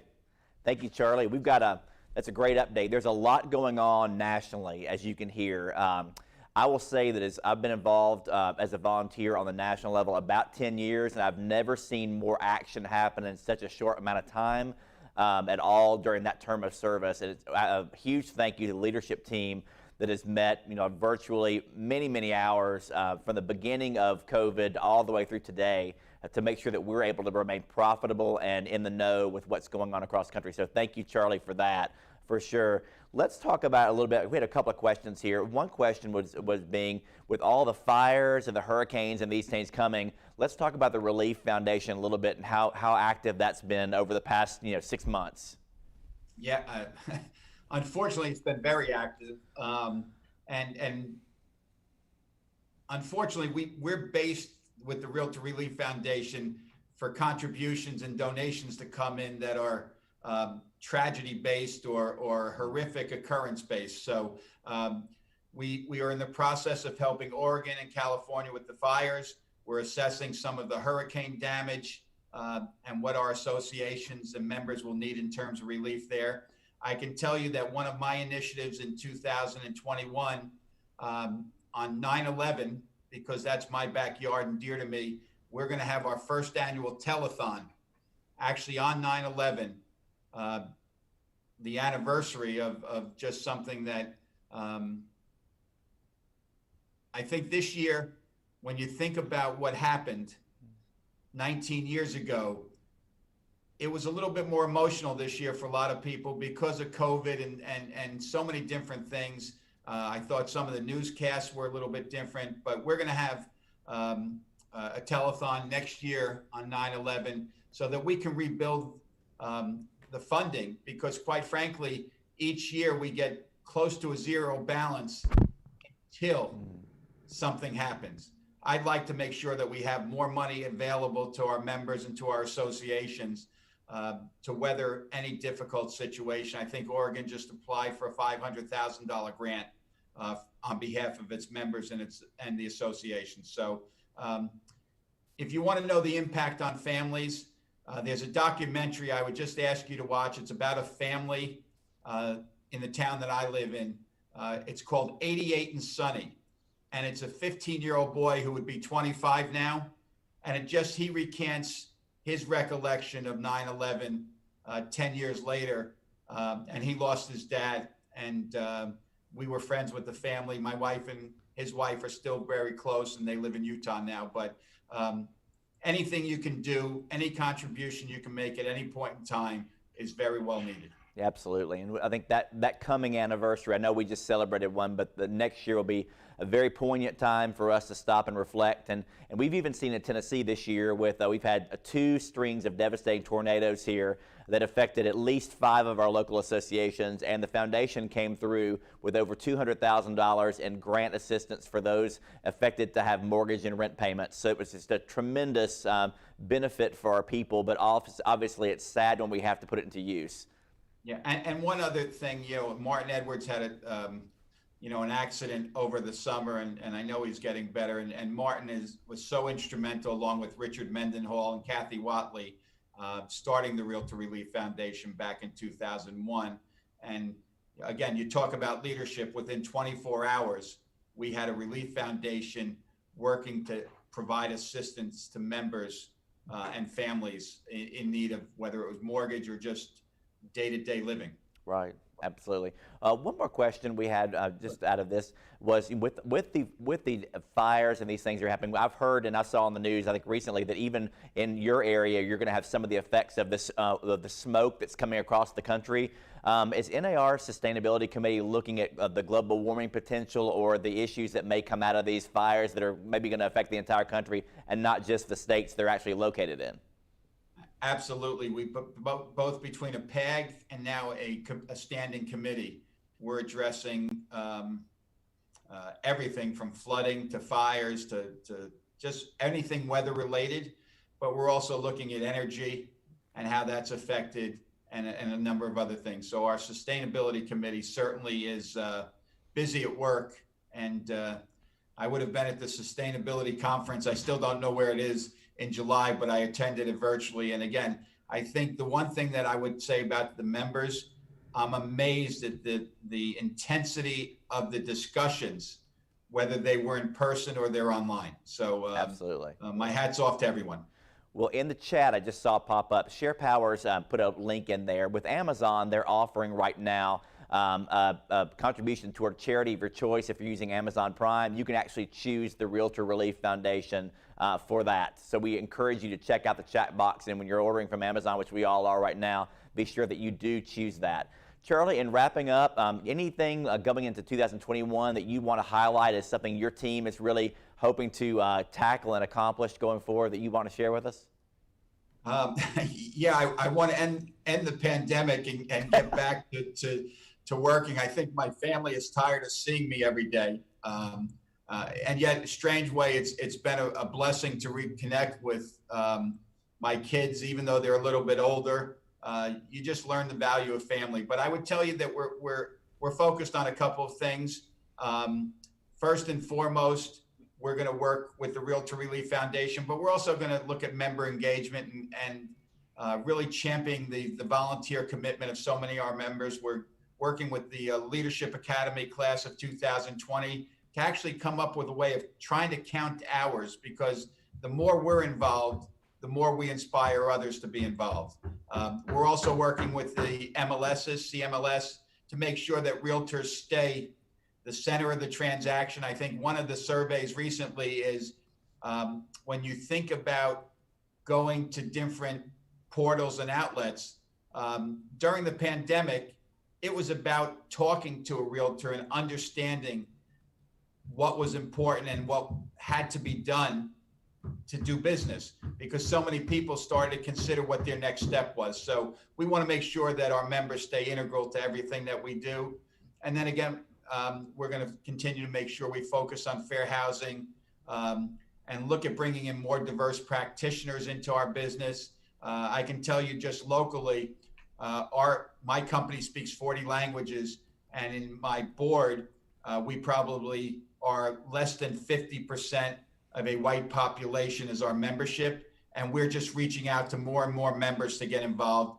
And I would just leave you with this one thought. We all know how we're on this screen today because somebody asked us to get involved. Somebody asked us to make our first RPAC investment. Somebody asked you to come to their company. Somebody asked you to be part of their team. And I think that's all of our responsibility to make this organization stronger. It's people. So think about somebody you can ask to get involved. I see there's about 150 or 200 people on this call. That's 200 people that can be reached out to and be part of the Tennessee Realtors or your local board by the end of the month. Awesome. Thank you, Charlie. Charlie has done this well over the years, you guys. I want you to know that our entire leadership team, just like our state leadership team, dedicates several years to preparing for a time to serve while serving the entire time. So Charlie's done this while running his company, while raising a family, and generally taking the first flight out to be back to watch a basketball game where his son was playing in high school. So he's done all these things. So when she gives you this charge, I believe that we can all take it and run with it. Also, he has got an incredible leadership team for 2021, one of those being our own Region 4 member who we all know and love, Lee Brown, who will be the VP of Advocacy for the year. So you all know this. If you've seen Lee and you've been in part of her classes or her speaking, that we all need to double down because she's going to call us all for our RPAC investment. So be ready for that. Charlie's chosen well. Charlie, thank you for your time. We appreciate your friendship. Thanks. Appreciate it. Thanks for the opportunity. Everybody have a great day, and thank you. Thank you. Thank you. We're going to take one more break here and come back with our last panelist, and looking forward to winding up strong with you all.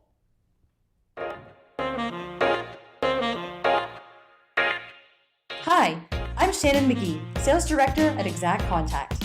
We are very excited to present to you Exact Contact's next-gen real estate CRM and automated marketing system.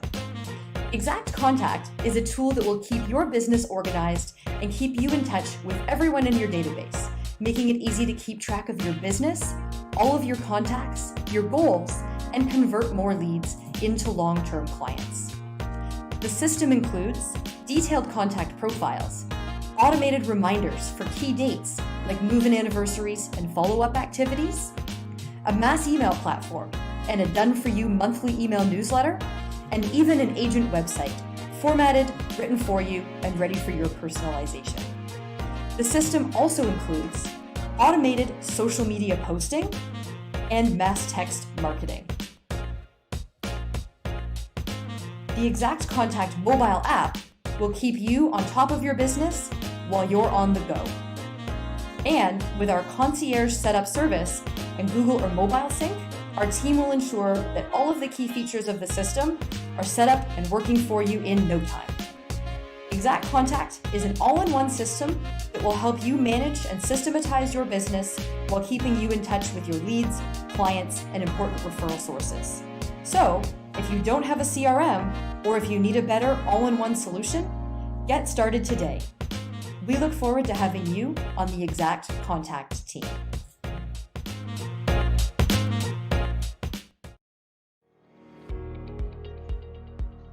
Hi, I'm Debbie Reeves with THDA. Hello, I'm Josh McKinney with THDA. We're here today to tell you about some of the changes that have taken place in our programs. One of the things, our down payment assistance has changed from a percentage amount to a flat amount. $150,000 sales prices and above will receive $7,500 for assistance.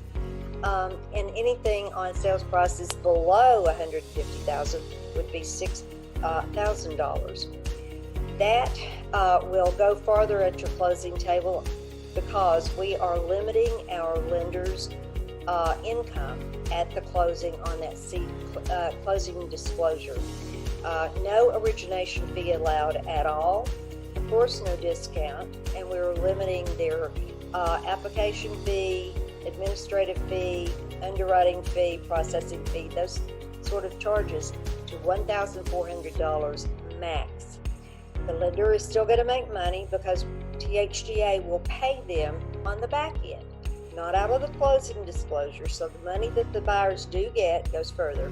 So we will pay 1.75%, 1 3/4, when we purchase the loan from them after closing, and an additional 1% paid to them for their service release premium for us to purchase the servicing rights from them.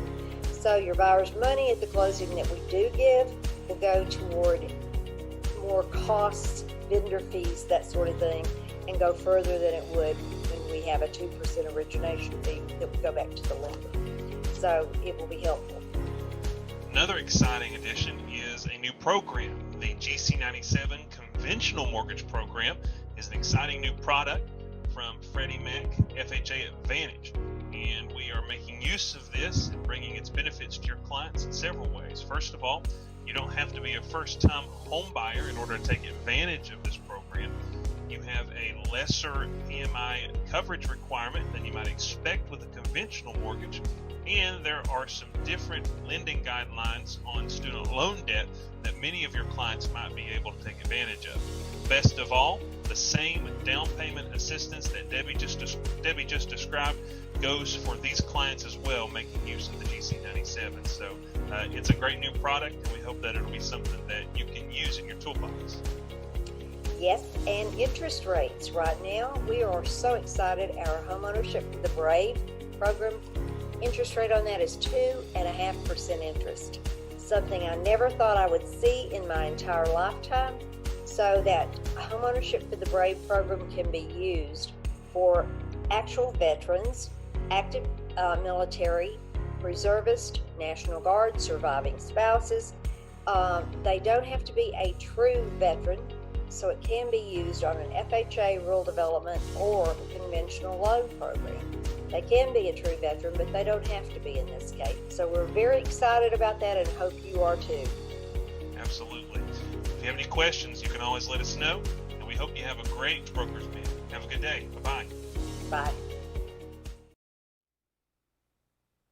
Well, welcome back. Next, we have Jeff Turner, who serves as entrepreneur in residence for Second City Ventures.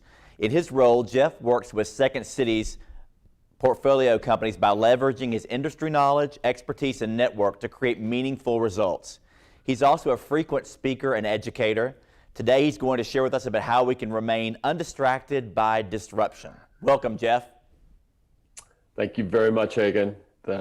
Thank you, everyone who I've listened to up to this moment. I'm going to share my screen, and we're going to get started with the presentation. I don't know about the rest of you, but I'm still not quite used to not standing in front of a live audience to do these presentations. There's something missing from the experience when you get that energy of the crowd. So I'll do my very best today to try and put that same amount of energy into this. 1 second, I think I've shared the wrong screen. There we go. All right. So we're going to talk about disruption today, and I want to start off by saying that I'm unimpressed by most of the disruption. We've been in the real estate industry. I think I launched my first real estate technology company in 2002. And it seems to me like every year since 2002, some new technology has come along and someone has stood on a stage proclaiming the doom of traditional real estate and the disenfranchisement of the realtor from the transaction. Someone is going to come in. It's Zillow, or it's Open Door, or it's iBuyers, or even QR codes were something that people were looking at. All of that to me is misdirection. It's misplaced attention. It's a distraction that takes us away from focusing on the things that are really, really mattering. And so this extinction event, this company, this thing, this meteor that's going to fall out of the sky, some new technology that's going to come along and automatically decimate the real estate industry, I just don't believe it's coming. It's more likely going to be something more similar to global warming. Don't care whether you believe it's real or not. It's going to be a series of events where if we're distracted and we don't pay attention to the consumer, we don't pay attention to the value that's being delivered by realtors, we don't make certain that that intrinsic thing that realtors bring to the transaction is front and center in our minds, that will be the unintended consequence. And part of the problem here is disruptions are unpredictable. Markets are what are known as a level 2 chaotic system. And let me define that. So weather is also unpredictable. We hear a lot about weather today. We try to track hurricanes. We try to predict where that hurricane is going to come.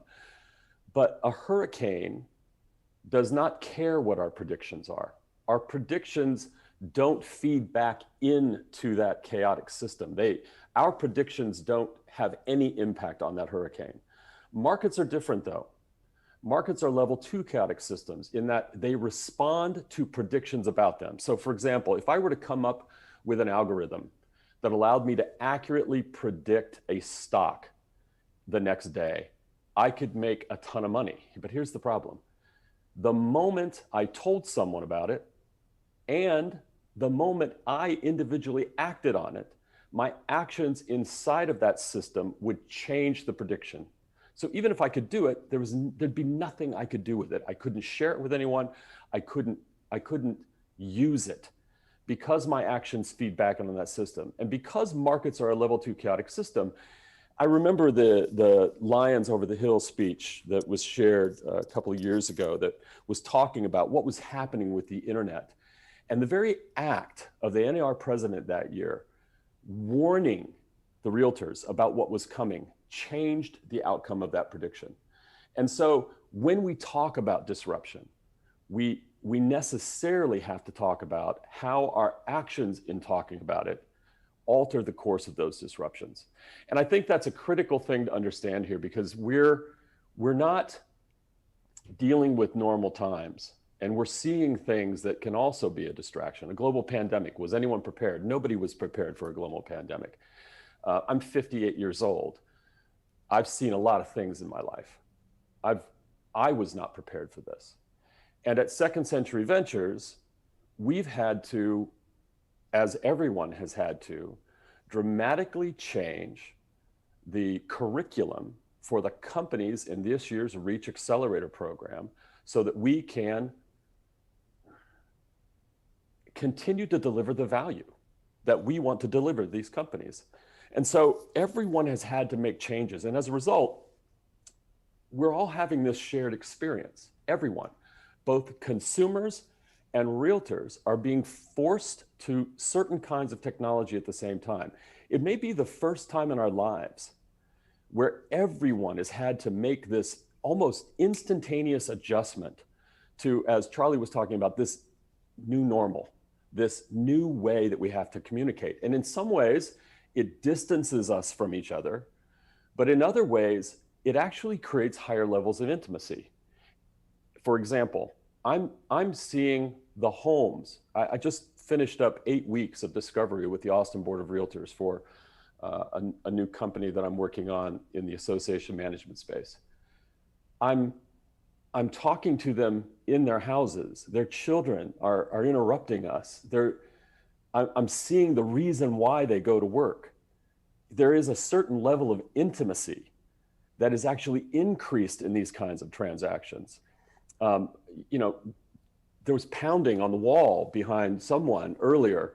One of my children could walk into this room now, and you're going to see a side of me and how I react to that you wouldn't see if I'm just standing on a stage.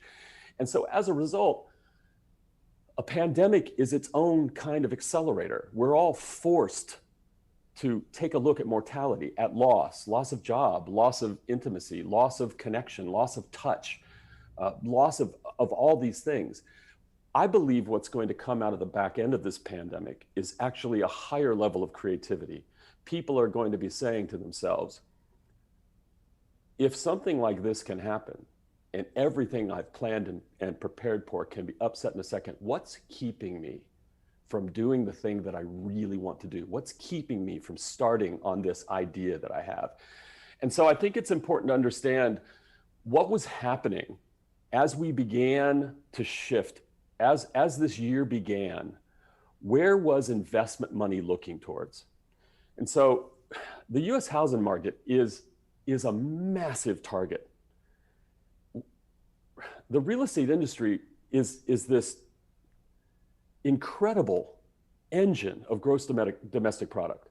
And so as a result, it shouldn't be surprising to anyone that so much venture capital money is spent trying to attack the real estate market, trying to make certain that these technologies advance, because there's so much money to be made.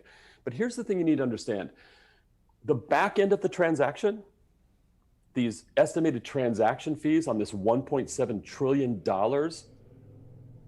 worth of transactions, that potential for transaction automation is 10 times bigger than what we saw as the potential for the front end. What's the front end? The front end are all of these things that have to do with marketing. Zillow is front end. You know, it's not lost on anyone, I doubt, that in its entire history, Zillow has never had a profitable quarter. Not one. It's never made money. It's been fueled by venture capital money and funds. Now, it brings in a lot of revenue, and I'm not saying that that venture capital money hasn't been wisely invested, but the jury is still out. But here's part of the problem, and I think Natalie Karaneva, who I'll talk about in a few minutes, said it best in a Forbes article last year. We're moving into an era where addressing the back end, where does most of the friction occur in a transaction? You're all brokers and agents listening to this. Where does the friction really occur? The friction occurs from the moment someone decides they're going to buy a house to closing. All of those back end processes are where, you know, when you look at reviews and realtor ratings and what's happening, so often you see a review where this or that happened that was completely outside of the agent's actual ultimate control. They have influence, they can improve the communication processes, but they don't have control. And so for my money, automation, forget about disruption. And at Second Century Ventures, we don't pay any attention to the disruption either. But we don't for a very specific reason. For those of you who don't understand or don't know, Second Century Ventures is the venture capital arm of the National Association of Realtors. We are a wholly owned subsidiary of the National Association of Realtors. And as a result, we have one very important filter that we feed everything through when we're evaluating technology. Charlie was talking about we are now in the process of evaluating for next year's class. We look at thousands of technology companies, and the biggest filter that they have to pass through is you cannot be a technology that is designed or has as its goal unseating the realtor from the center of that transaction. And we can go forward with that and not see it as a limitation, because I don't believe that unseating the realtor from the transaction actually is ever going to happen. I don't believe it. And so that, what I would call a creative constraint, allows us to focus very, very specifically on where we think the future of real estate technology goes. I believe automation is the only tech trend to watch. And so Natalie wrote this: currently a prop tech startup in the residential space can only make money if it turns into one of the following market participants. And you've seen this happen over and over. Look at what's happening today with Zillow. Look at what happened with Open Door. They have to turn in to one of the following market participants that charge the most in the transaction: mortgage provider, a real estate broker, or an escrow title company. They always transition into that. And this is why this automation trend becomes so important. So when I talk about automation, what I mean here is, I don't mean no realtor. Automated does not equal no realtor. The win is removing costs and frictions from the back end of the transaction to make that process smoother. And the people, the companies, the technologies that allow realtors to have access to that technology in a way that allows them to focus on the things where they truly add value in terms of being a fiduciary in the relationship between the consumer and the realtor, they're the ones that are going to win. And so I believe there are three technology revolutions that are going to impact the automation of everything. And the first of these is artificial intelligence, and it's actually the power behind it all. And I know that when people like me talk about artificial intelligence, maybe some of you say, I'm so sick and tired of hearing about AI. It's AI this, it's AI that. It's, you know, why all of a sudden are we talking about artificial intelligence? Well, people have been talking about artificial intelligence in the research and scientific community since the 1950s.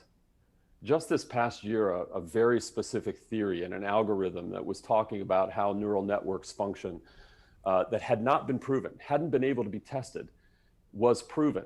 But its theory was produced in the early 1960s by a scientific theorist. And the reason why you're hearing more and more about artificial intelligence is that we've never had the computer processing power to actually put these theories into motion, to actually take concepts of machine learning that people have been working on since the 1980s and put them in action in the real world.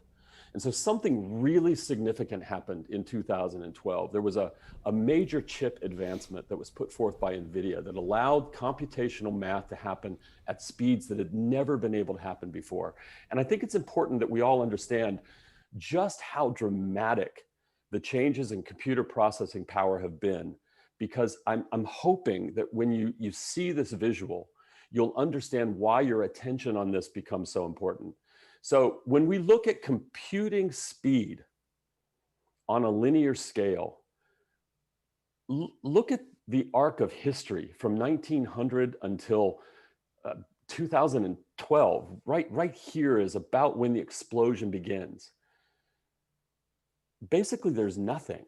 Everything that happened between the beginning of what were the simplest of math machines to our current computers was a blip on the scale in terms of computing speed.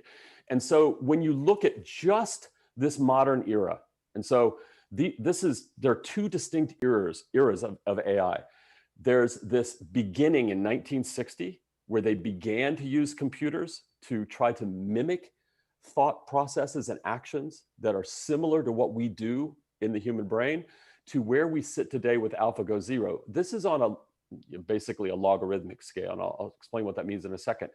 But everyone in the AI community sees it as two different eras. There's this era from 1960 to 2012, and then 2012, everything that they've been working on, all the theories, all the machine learning applications began to be able to take place. And so this is just the modern era on a linear scale. The difference between what we could do in 2012 in terms of computer speed and what we're capable of doing, it's 300,000 times more powerful. This device we carry in our pocket is already thousands of times more powerful than the computer that got us to the moon. We walk around with a supercomputer in our pocket. This is not nothing. This is significant. And the reason it's significant is that algorithms actually drive everything. Everything's math. Now, it's really complex math, but it's still just math. And so our ability to train computers to learn on their own, our ability to turn these AI systems from what I'll call very simple artificial intelligence systems to more complex natural language processing and other actions that can take place in AI revolves entirely around our ability to compute faster. That's it. As chip speeds improve, the advancement in technology that you're going to see is not going to slow, it's going to get faster. If your head's spinning, it's going to spin faster. And so I look at some of the tools that I've been using for my entire life in business, Adobe Illustrator, Adobe Photoshop, all of the visual tools that I've been using. They were predicated on this notion that as a user, my expertise, the ability for me to go into Adobe Photoshop or Adobe Illustrator and to make edits inside of these images or to create things was predicated 100% on the knowledge that was contained inside of my brain. But when you look at how Adobe is thinking about the future, they're saying, we think of this as an AI first world that's coming, where these artificial intelligence assistants will do these mundane tasks that today we have before, that previously we had to do by hand. Now, I want you to translate this in your thinking to the mundane tasks you do on a daily basis as a realtor. We're going to see the drive towards automation, the drive towards intelligent artificial assistants taking over mundane tasks appear in software that we use today. Microsoft just announced speech-to-text translation inside of Microsoft Word. If you've got Microsoft in the cloud, you can take any piece of audio, a speech you've given, feed it to it, it will translate it for you. That used to cost money. It's free inside of Microsoft Word now. That involves incredible computational power. So I want to show you a couple of examples because I want to show you just how crazy the world's becoming. So this, some of you are familiar with Box Brownie. Box Brownie is a second century venture-backed company. It's a reach company. They make scenes beautiful. What I'm showing you now is the ability to change the sky in a photo instantly. It masks the sky. It understands what the sky is. If I want to edit a photo, if I want to make someone who doesn't have makeup on do it, I can do all of this inside. And these are early stage AI advancements. This is a program that costs $79 that gives you incredible capabilities in editing, all of it driven by artificial intelligence. And if you want to go one step further, just for a little bit more, there are very specific applications that identify using facial recognition, all of this technology that's been developed inside of Facebook and Snapchat to put funny looking glasses on us is now being turned into tools. This kind of a process of masking someone's face, masking the eyes, being able to make these kinds of computational edits to a face used to require a human with an incredible amount of knowledge and hours of time. And now it's being done with simple sliders because of the presence of artificial intelligence. And so translate that. That's all math too. It's just math. Now, where does the math go? The very first company from outside of the United States that was brought into the NAR Reach Accelerator was brought in 2017. It's a German company called Immoviewer. Well, Immoviewer owns all of the intellectual property around its ability to create floor plans from two-dimensional flat 360-degree images. This math equation that I'm showing you on the screen right now that I have no way of understanding, I couldn't explain it to you if my life depended on it. When I asked one of the programmers at Immoviewer why the height of the camera lens had such an impact on overall accuracy, within 5 minutes, by hand, he scribbled out this equation and sent it back to me and said, this is why. So the ability to create floor plans, and I think one of the movements we're going to see in the real estate industry is towards a greater adoption, and I hope so, of floor plans as a standard element in residential real estate sales. When my son went up to Boise State a few years ago, my wife and I were thinking about buying a house in Boise. I'd be traveling, I'd be at work. She'd send me a Realtor.com listing for me to go take a look at a house in Boise. I think sometimes we don't place ourselves in the position of a consumer. How in the world, yes, some of them had nice photos. How in the world am I supposed to get a true understanding of the spatial relationship of that house without a tool like this? Every time she sent me these listings without a 3D 360 tour, without a floor plan, it was frustrating. And what the pandemic has done is made us more aware of the necessity to provide the consumer with the tools that the consumer has wanted all along. We know from every NAR survey for the past 5 years that consumers say, I want to visit a home virtually before I go see it physically. And yet even today, because I went and counted on Realtor.com less than a month ago, Less than 3% of homes have a virtual tour. Fewer than that in residential home sales, not new home sales, they have floor plans. In resale residential sales, less than that have floor plans. This is the kind of thing that can become disruptive if we don't pay attention to what the consumer wants. But AI is delivering the ability to do this simply and easily into the real estate industry. Another company that is backed by Second Century Ventures is a company called Paraffin. They generate millions of possible site-specific design configurations, complete with budgets and performas. One of the most labor-intensive and time-consuming processes on the commercial side of the equation is once you've found a plot of land to build a building, what's the best and most profitable combination of structures that I can build on that building?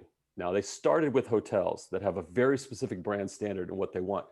And literally, in a matter of minutes, they can turn out complete projections for income and revenue, 100% totally AI driven. We're in an amazing time, a truly amazing time. And so that takes me to the second revolution, which is actually virtualization. We're going to walk into distant places from our couch. We're already doing it. I'm sitting in your office right now virtually, not in the same way as putting on an Oculus headset and being able to walk around your office, but we're seeing the advancement of this concept as a result of the pandemic that we're living in. And we're going to visit worlds that don't actually exist either. I learned from my kids. I was standing at my kitchen counter one morning. It was a Saturday morning. My sons were playing a computer game, and I didn't realize that they were playing a computer game on the couch. And they were talking to each other. And it took me a few minutes, but what I realized was they weren't talking about reality. They were talking about something that had happened in a virtual game. And they were talking to a person who wasn't even sitting in my living room. They were talking to a friend while playing the game, talking about this virtual world. Our kids are growing up in a world where they expect this. Even younger kids who are playing Minecraft, they're navigating through worlds that do not exist. They're communicating with friends inside of these virtual worlds, and it's normal. It's expected. It's not anything that they're not used to.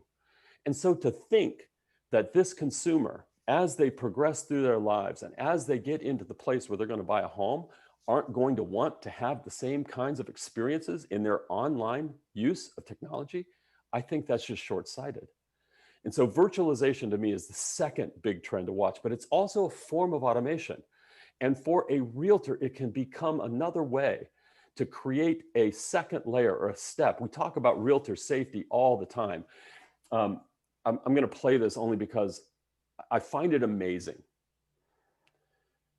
that if I go on to Amazon or to B&H Photo and I'm looking at a camera lens, I can spin this lens around. I can look at it in 3D 360. This lens might cost $2,000. I can do it with almost every lens, even lenses that cost $300. And yet I can't do that with a home. It's incredibly frustrating. And so the technology that's coming, what I've done is I've paused an 8K 360-degree video. I want you to look, and it's not going to come across perfectly through this screen capture. Look at the quality. If I'm a consumer and you're a realtor and you're walking me through a house, you don't even have to pay attention to the camera if you're using a 360-degree video camera. The consumer can choose to watch you if they want. You don't have to be staring through a camera lens. It will self-balance and self-level. They'll be able to sit and pause this video and take a look around and to see the things that you're talking about and do it on their own recourse. See, this is a $699 camera that shoots 8K video at this kind of quality. We're fast approaching a time where the cost of doing these things that would have seemed impossible years ago are now at our fingertips. This is where we need to be heading with this. And so 3D 360 tours, we're all familiar with Matterport and the other options that are there, but I've never seen a technology that's more perfectly suited for real estate and one that's more underutilized, one that doesn't pay attention to what the consumer is actually looking for. And I believe that one of the advantages that companies like Open Door are bringing to the equation is systematizing how they're presenting homes and what they make available to the consumer. And I think brokers around the country would be good to watch what it is that they're doing. So we're not delivering them. I've talked about that already. 84% want a VR tour prior to touring the home in person. Less than 3% of listings have one. Do a search. You know, Realtor.com has a vested interest in surfacing 3D 360 tours because they have an investment in Matterport. They feature them. It's easy for you to sort now on Realtor.com. Go into your area and see what percentage of homes actually have the ability to do this kind of a tour. And I think you'll be shocked, especially given how badly the consumer is asking for this. And the ability now for you to say, I'm going to do my first showing. Again, if we want to talk about realtor safety, if I want to do my first showing and be safe, why not do it virtually? Why not share through a Zoom screen and hop onto a 360 video? Walk through the house with them, let them ask questions about it. And then once you've vetted that, once you've done that, because you can visit multiple homes in a very short space of time, why not do that? We know that we can create the levels of intimacy necessary to begin the foundations of relationships now because we're all in this together. The consumer today, compared to 6 months ago when this pandemic, they're not going to think twice about hopping on a Zoom call now. You don't think twice about hopping on a Zoom call now. The world has changed, and I think this presents an opportunity to change with it in a meaningful way that both improves your ability to reach the consumer and increases safety levels in those early meetings and conversations. And so this brings me to the next one, and this is where I'm going to spend the rest of my time, because natural language processing,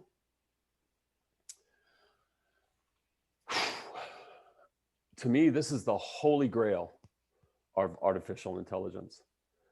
And I want to talk a little bit about Google and a couple of others who are playing in this space. But the ability for our computers to talk to us is going to change everything. The ability for a computer to understand the meaning of what we're asking it is going to change everything.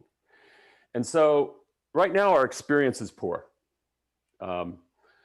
If I were standing in front of you and you were a live audience, I'll say, how many of you are frustrated by your conversations with Alexa? I'm often frustrated with my conversations with Alexa. My hope for Alexa was greater than what it is. Most of the time, I just use it as a timer for things I'm cooking. Alexa, please set a 30-minute timer for pasta.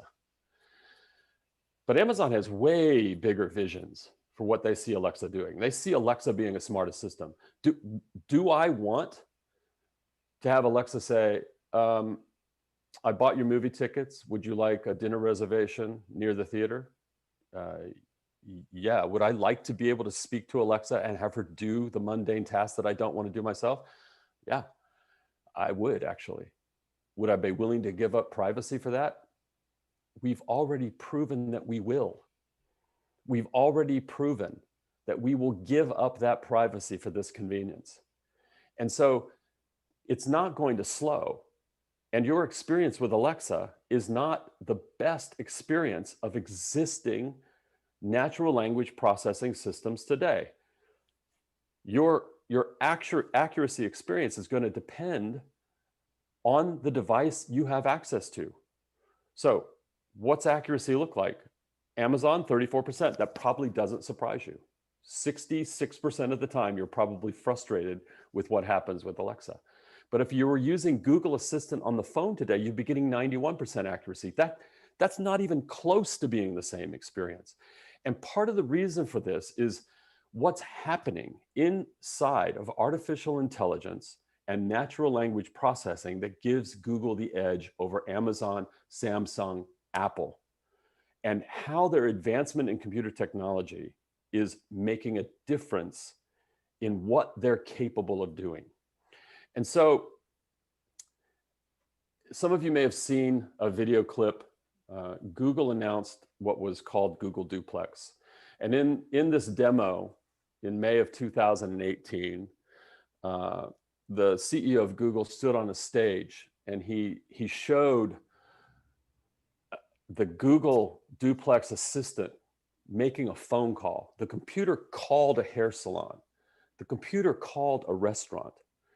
And the computer made a haircut reservation on behalf of the client. And the computer made a restaurant reservation on behalf of the client. It was a computer talking to a human.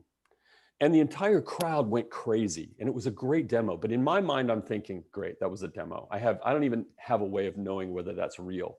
And so what they said was they were going to release it into the wild by having this Google Assistant make phone calls to businesses on holidays to see whether they were open. Because when small businesses have a holiday, they get in, most of the calls they get are you open today? Are you open today? Are you open today? Because they don't take the time to go and update their Google business page with their holiday hours. And so Google, the first thing Google did was they put this talking computer robot into play, calling small businesses, asking them if they were open and what their hours were, and then changing that business page for those office hours. To do what? To reduce the number of nuisance phone calls that those small businesses would get that would distract them from being able to take care of customers. So I thought, this is cool, but is it real? Is it really real? Because sometimes these technologies feel too fantastical. 1 year later, just 1 year, here's a conversation in the real world, and I'm going to make certain that my volume is turned up here a little bit. So this, and if somebody on the Tennessee Realtor side, if I've not set up my computer to share, please alert me and I'll stop sharing and I'll make it work right. This is an actual recorded conversation between a computer, a math equation, and a restaurant. Hello, Barcelona, I'm help you. Hello? Hello? Hi, I'm calling to make a reservation. I'm Google's automated booking service, so I'll record the call. Could I book a table for Tuesday the 21st? Okay, hello? I'd like to make a reservation for a client. It's for Tuesday the 21st. Okay. Actually, how many people? It's for 10 people. 10 people? Okay, what time? At 7 p.m. 7 p.m., okay. I need a table for 7 p.m. Okay, 7 p.m., okay. This is and yeah. Is there any kids? I'm actually booking on behalf of a client, so I'm not too sure.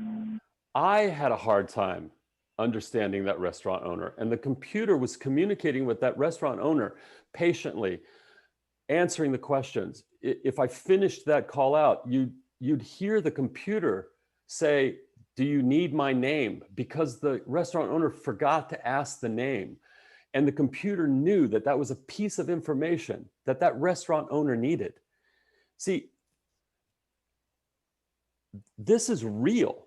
If you have Google Assistant on your phone, on your iPhone, if you go to make a dinner reservation and that restaurant isn't on Open Door, if it's on Open Door, Google will just use Open Door and make the reservation at the time you want or close to it.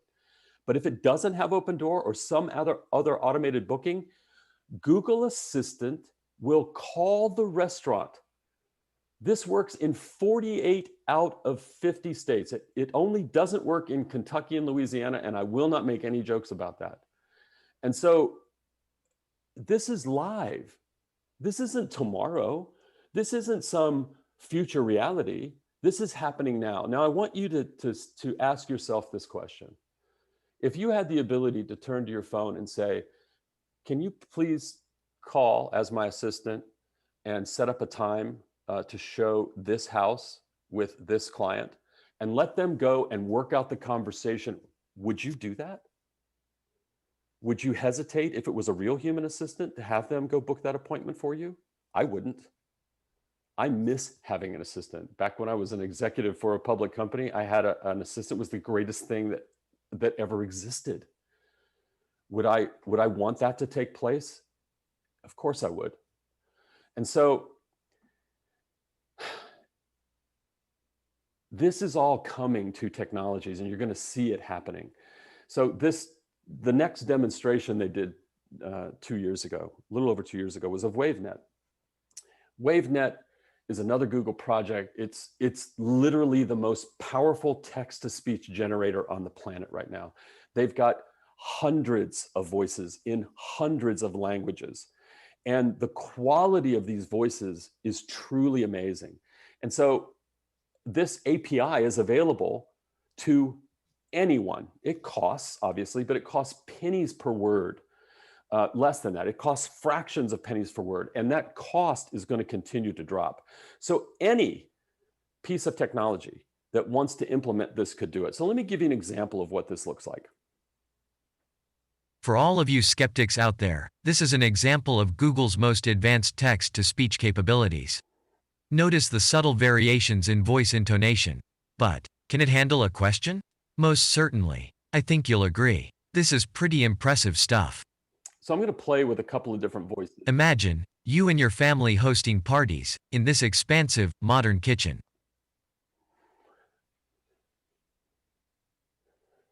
Enjoy summer days in the fully landscaped backyard.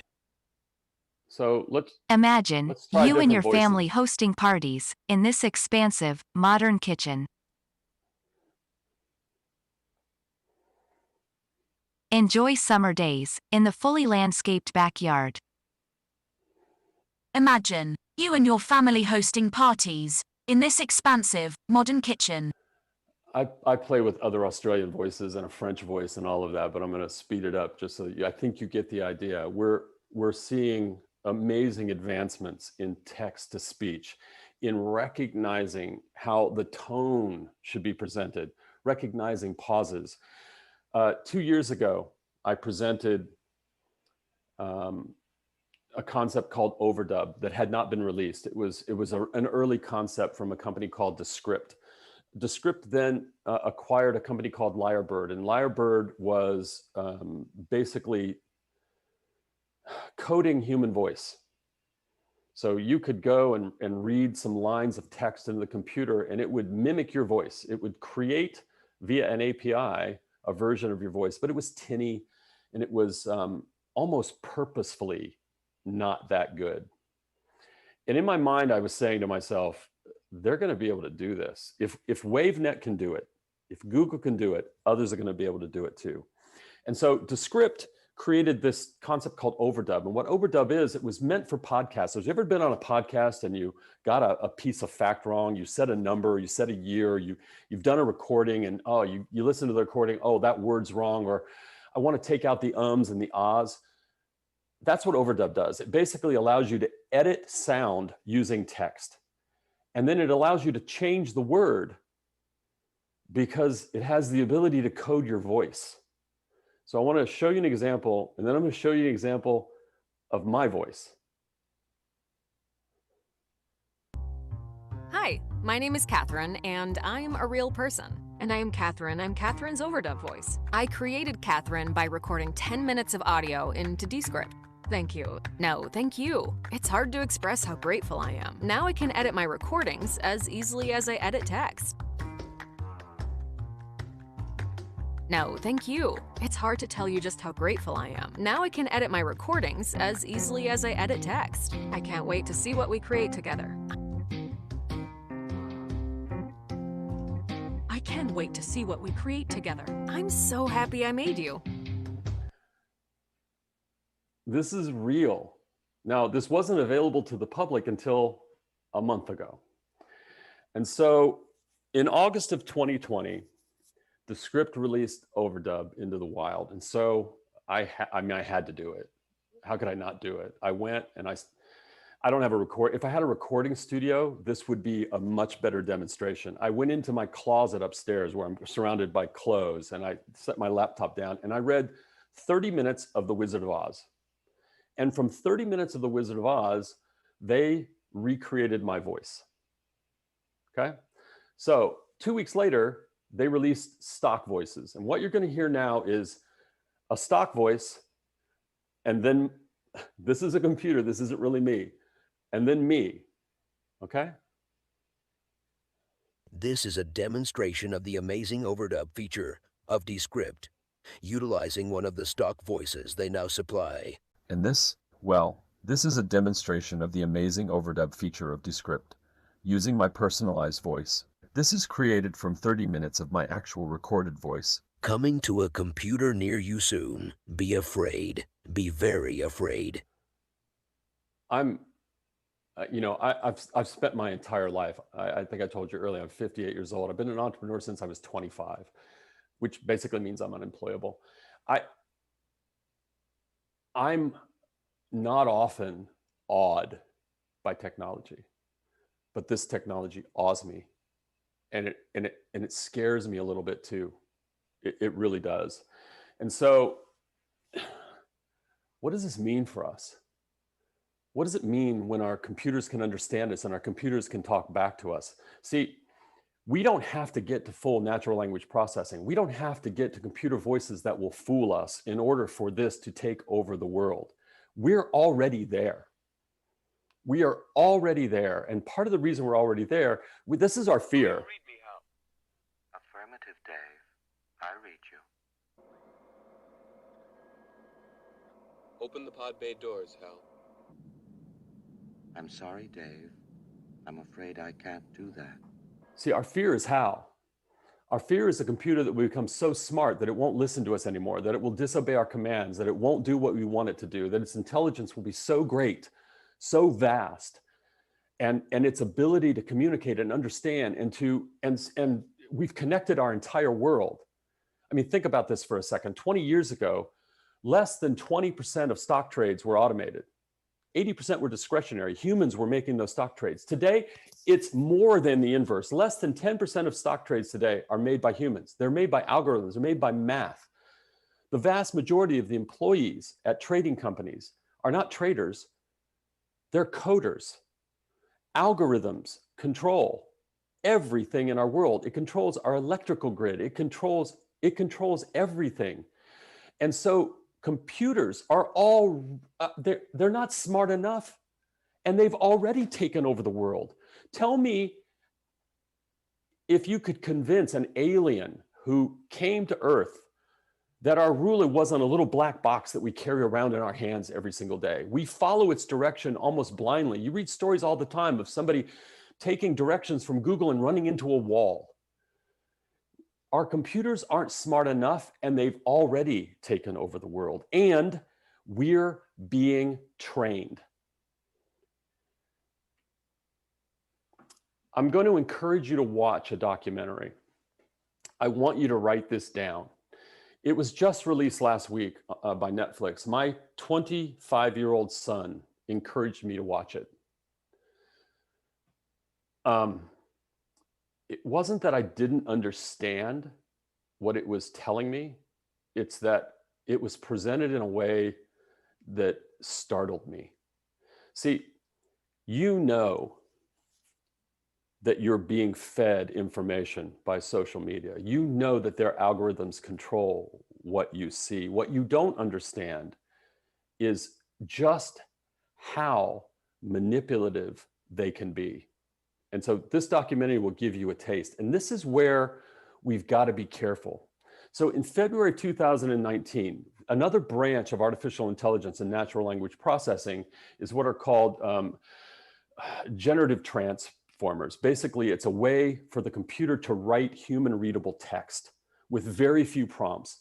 And so in February 2019, OpenAI, which is an open source artificial intelligence company that's been funded by Jeff Bezos, and the founder of Tesla, Apple's involved in it. They basically poured a bunch of money into an open source project to explore the outer edges of artificial intelligence. And they came up with a text generator that was so good that they decided that they had to not release it. Their mandate was, you release everything into the wild, make it open, release everything in the wild, make it open.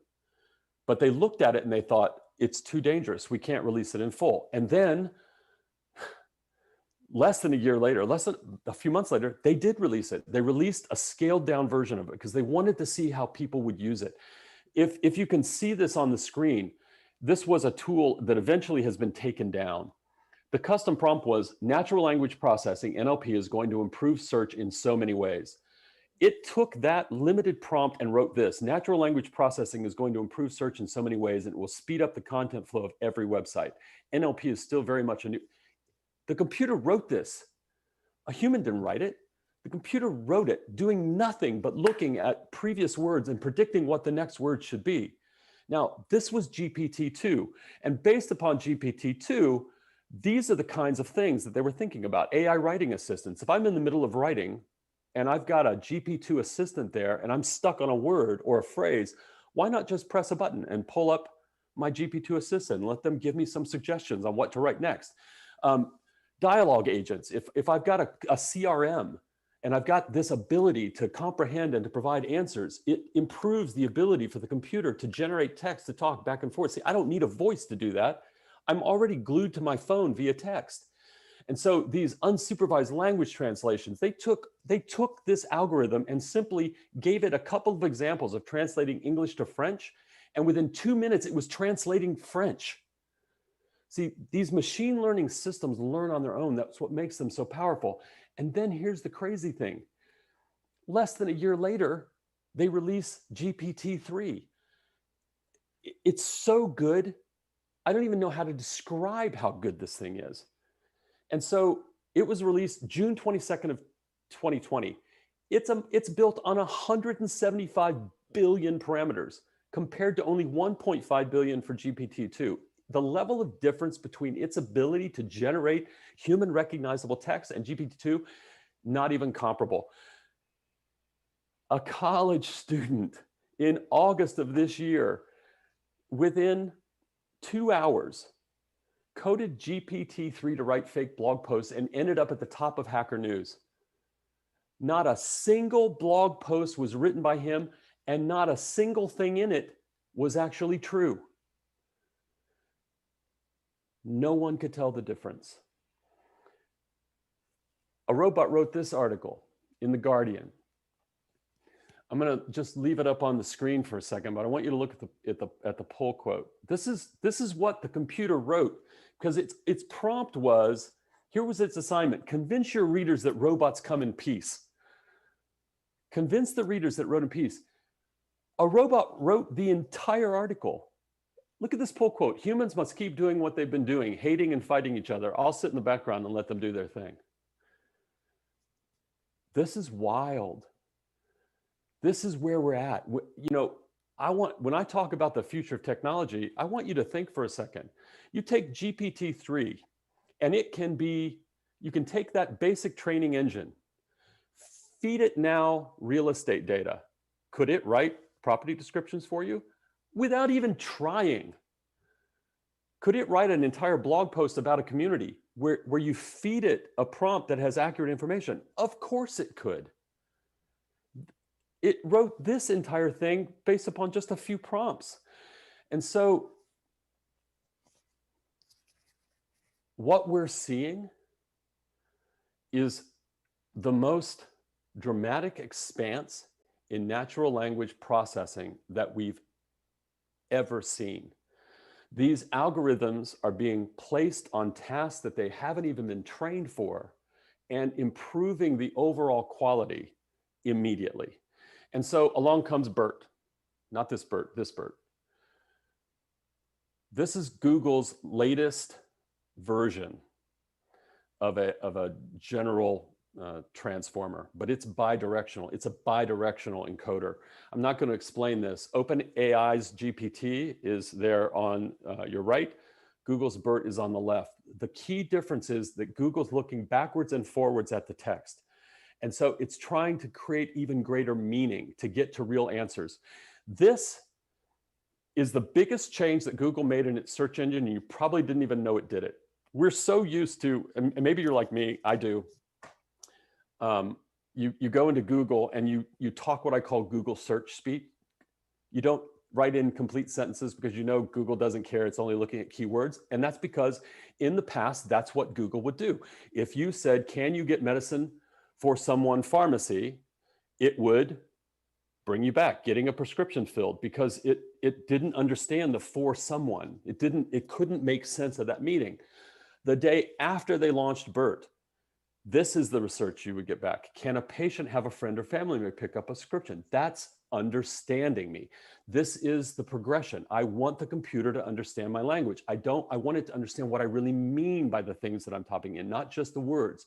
See, Google used to just look at that phrase as a bag of random words. It doesn't anymore. It sees it as a concept. And so parking on a hill with no curb, before you just get parking on a hill. Afterwards, you actually get parking downhill or uphill on a curb and what you need to do. It was the biggest change to the Google search engine since its creation, and you didn't have to do anything to take advantage of it. See, this is what's happening. This is where the ability for now real estate technology to take these technologies that are being built for the general consumer and for general search and apply them into the algorithms that make it easier for you as a realtor to convey information and for the consumer to get information by simply asking the question they would normally ask it. And in the last 18 months, transfer learning from these large-scale language models, overwhelming. So, one of the companies in this year's Reach class is an AI text-based automated ISA. I like Ylopo as a company.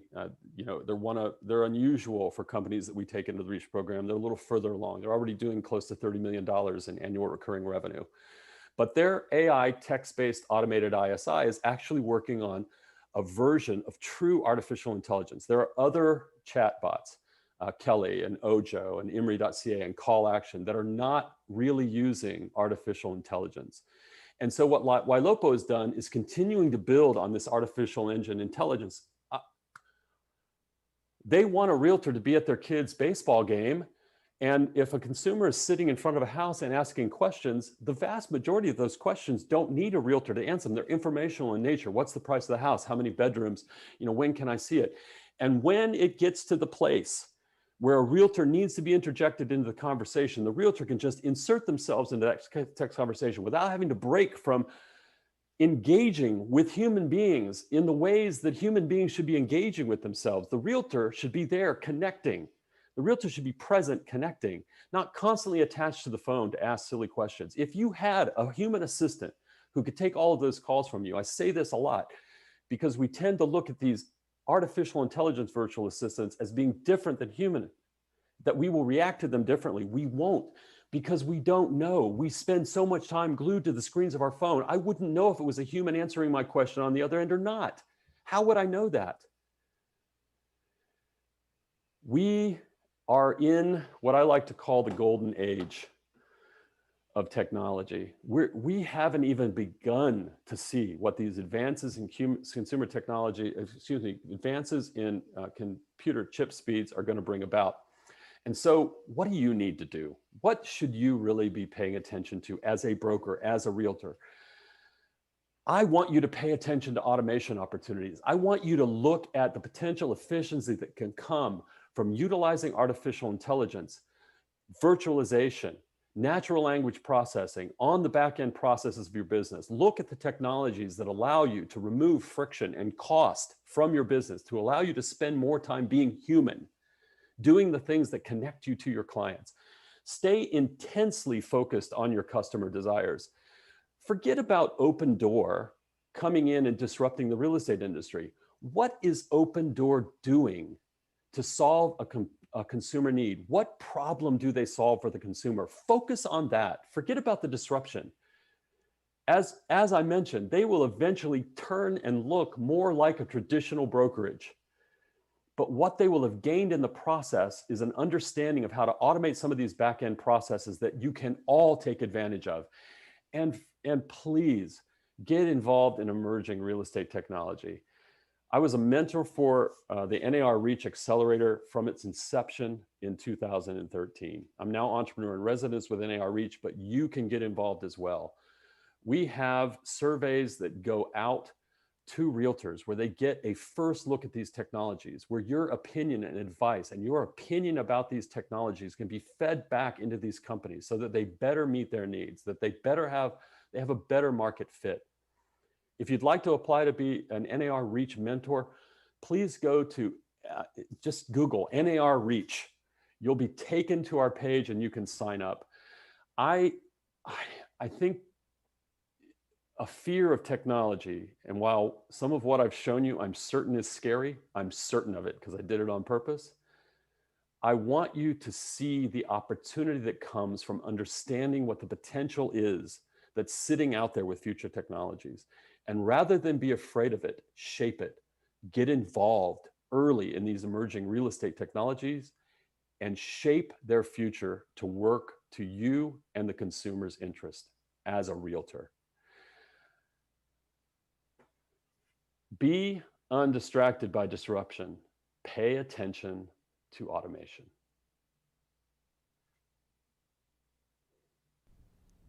All right.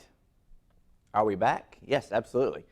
Thanks so much, Jeff. That is interesting information for us all to consider. I was thinking about these devices and how they listen to us all the time, and magically we have things popping up in our feeds that we were talking about. So that's going to be more of the future, obviously. This is more Jetson-like than some of the other things that were predicted, you know, in that cartoon of years back. A couple of questions we had. Yeah. Is Theta Z1 worth the extra money over Theta 5 or Theta V for 360s? I believe so. I have a within reach. If I were to walk out of screen, I have a Theta SC, I have a Theta SC2 for business, I have a Theta V, and I have a Theta Z1, all within easy reach. There is a significant improvement in overall quality in the Theta Z1. So when you go from the Theta V, which is right about $499, $500, to the $999, significant difference in image quality. The Insta360 1R, which is less, has close to that quality. It doesn't do quite as good a job on HDR, but does a much better job on 360 video. There's a bunch of new 360 cameras that have come out in the last couple of years. The QCam 8K, which is the lowest priced 8K 360 video camera. I love the concept of a realtor doing a live open house with a 360 camera because you don't have to have the camera focused on you, and you don't have to focus on looking through the lens. You can walk through the house and the consumer can move the camera around in that live 360, which Facebook supports, for example.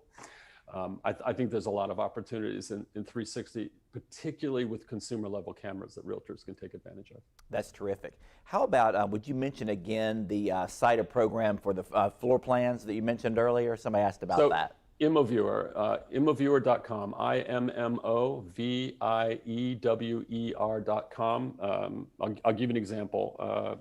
I finally got access to my next door neighbor's house. It's 2,750 square foot house. I took a Ricoh Theta Z1 in and shot that house. It took me 9 minutes and 23 seconds to shoot the entire home, and it returned back to me a floor plan. But in addition, now you can use other, Coupa Casa allows you to walk through a house and scan and get a floor plan back. But the benefit of using a tool like an ImmoViewer, because you can use an inexpensive camera to do it, and it's so fast, is that you not only get the floor plan back, you also have a tour that you can use as well. The floor plan to me, though, is a huge win from these systems without you having to measure, without you having to understand how to do that. That's terrific. And I think I personally have started using, having floor plans created for all of my listings. I think for COVID, people are interested on the selling side to make sure that a floor plan works for someone before they make the disruption of getting ready for the showing and having people where they don't know where they've been or been exposed to into their home. So I think that's very important. And also, it'll cut down on somebody's old adage saying this floor plan doesn't work for my client. Being able to see that is really critical. Thank you, Jeff, for your information. We're blessed to have you in the role that you're in, helping lead the way with technology and innovation. And we're excited to see what Second Century is going to be doing coming up. They'll be able to infiltrate and make our business even better than it is now. Thank you so much. It's truly my pleasure. Thank you. All right. Well, this concludes our program today. I want to thank all of our guest speakers who've been on today, and I hope that you all have gained wisdom and knowledge and inspiration to take back to your offices there, wherever you are located in the state. At this point in time, I will take any questions you might have and follow up. If you want to put those in the chat right now, if you have any questions, we'd be glad to answer those, state level questions especially. Looking at the chat and seeing none. Oh, here comes one here. Phil is actually giving us more information on information for the summit for follow-up. So if you do want to access some of these slides and presentations, feel free to visit that link that Phil just popped up on the chat box. That'll be important. I want to thank all of you for joining us today. We had a question, is this being recorded? And it is being recorded, so it will be available to be viewed again with some time if you want to show it to folks in your office or utilize it as part of a sales meeting, that type of thing. So we will have that playback ready for you, archived. And we just really appreciate you all being with us. I want to give you another plug for our virtual state conference, which is coming at the fall convention, which will be October 12th through 14th. Again, all of the speakers and folks that are here, the networking that will be done online, officer installations, and more can be accessed free, but you do need to register at tnrealtors.com/fall convention. We do want to have that registration in, and do encourage your offices to attend. It'll be free except for our CE classes, which are $25 per class. Thank you all again for being here today. Thank you to our panelists. Thank you to our CEO, Angela Shields, and our staff team who've made today possible. This has been something that's been in the works for many months. As you know, was supposed to be in June as a live event at MTSU, and we were able to pivot virtually as we have with all of our other events, and we're proud of our staff for making these things happen. Thanks so much, and enjoy the rest of your day, and happy rest of the selling for the rest of the year. Have a great day. Special thanks to our generous 2020 sponsors: Diamond Level, RealTracks, Tennessee Real Estate Education Foundation; Platinum Level, Memphis Area Association of Realtors; Gold Level, Greater Chattanooga Realtors; Middle Tennessee Association of Realtors; Transaction Desk, Tennessee Housing Development Agency; Silver Level, Greater Nashville Realtors. To learn more, please visit us online at tnrealtors.com/sponsors.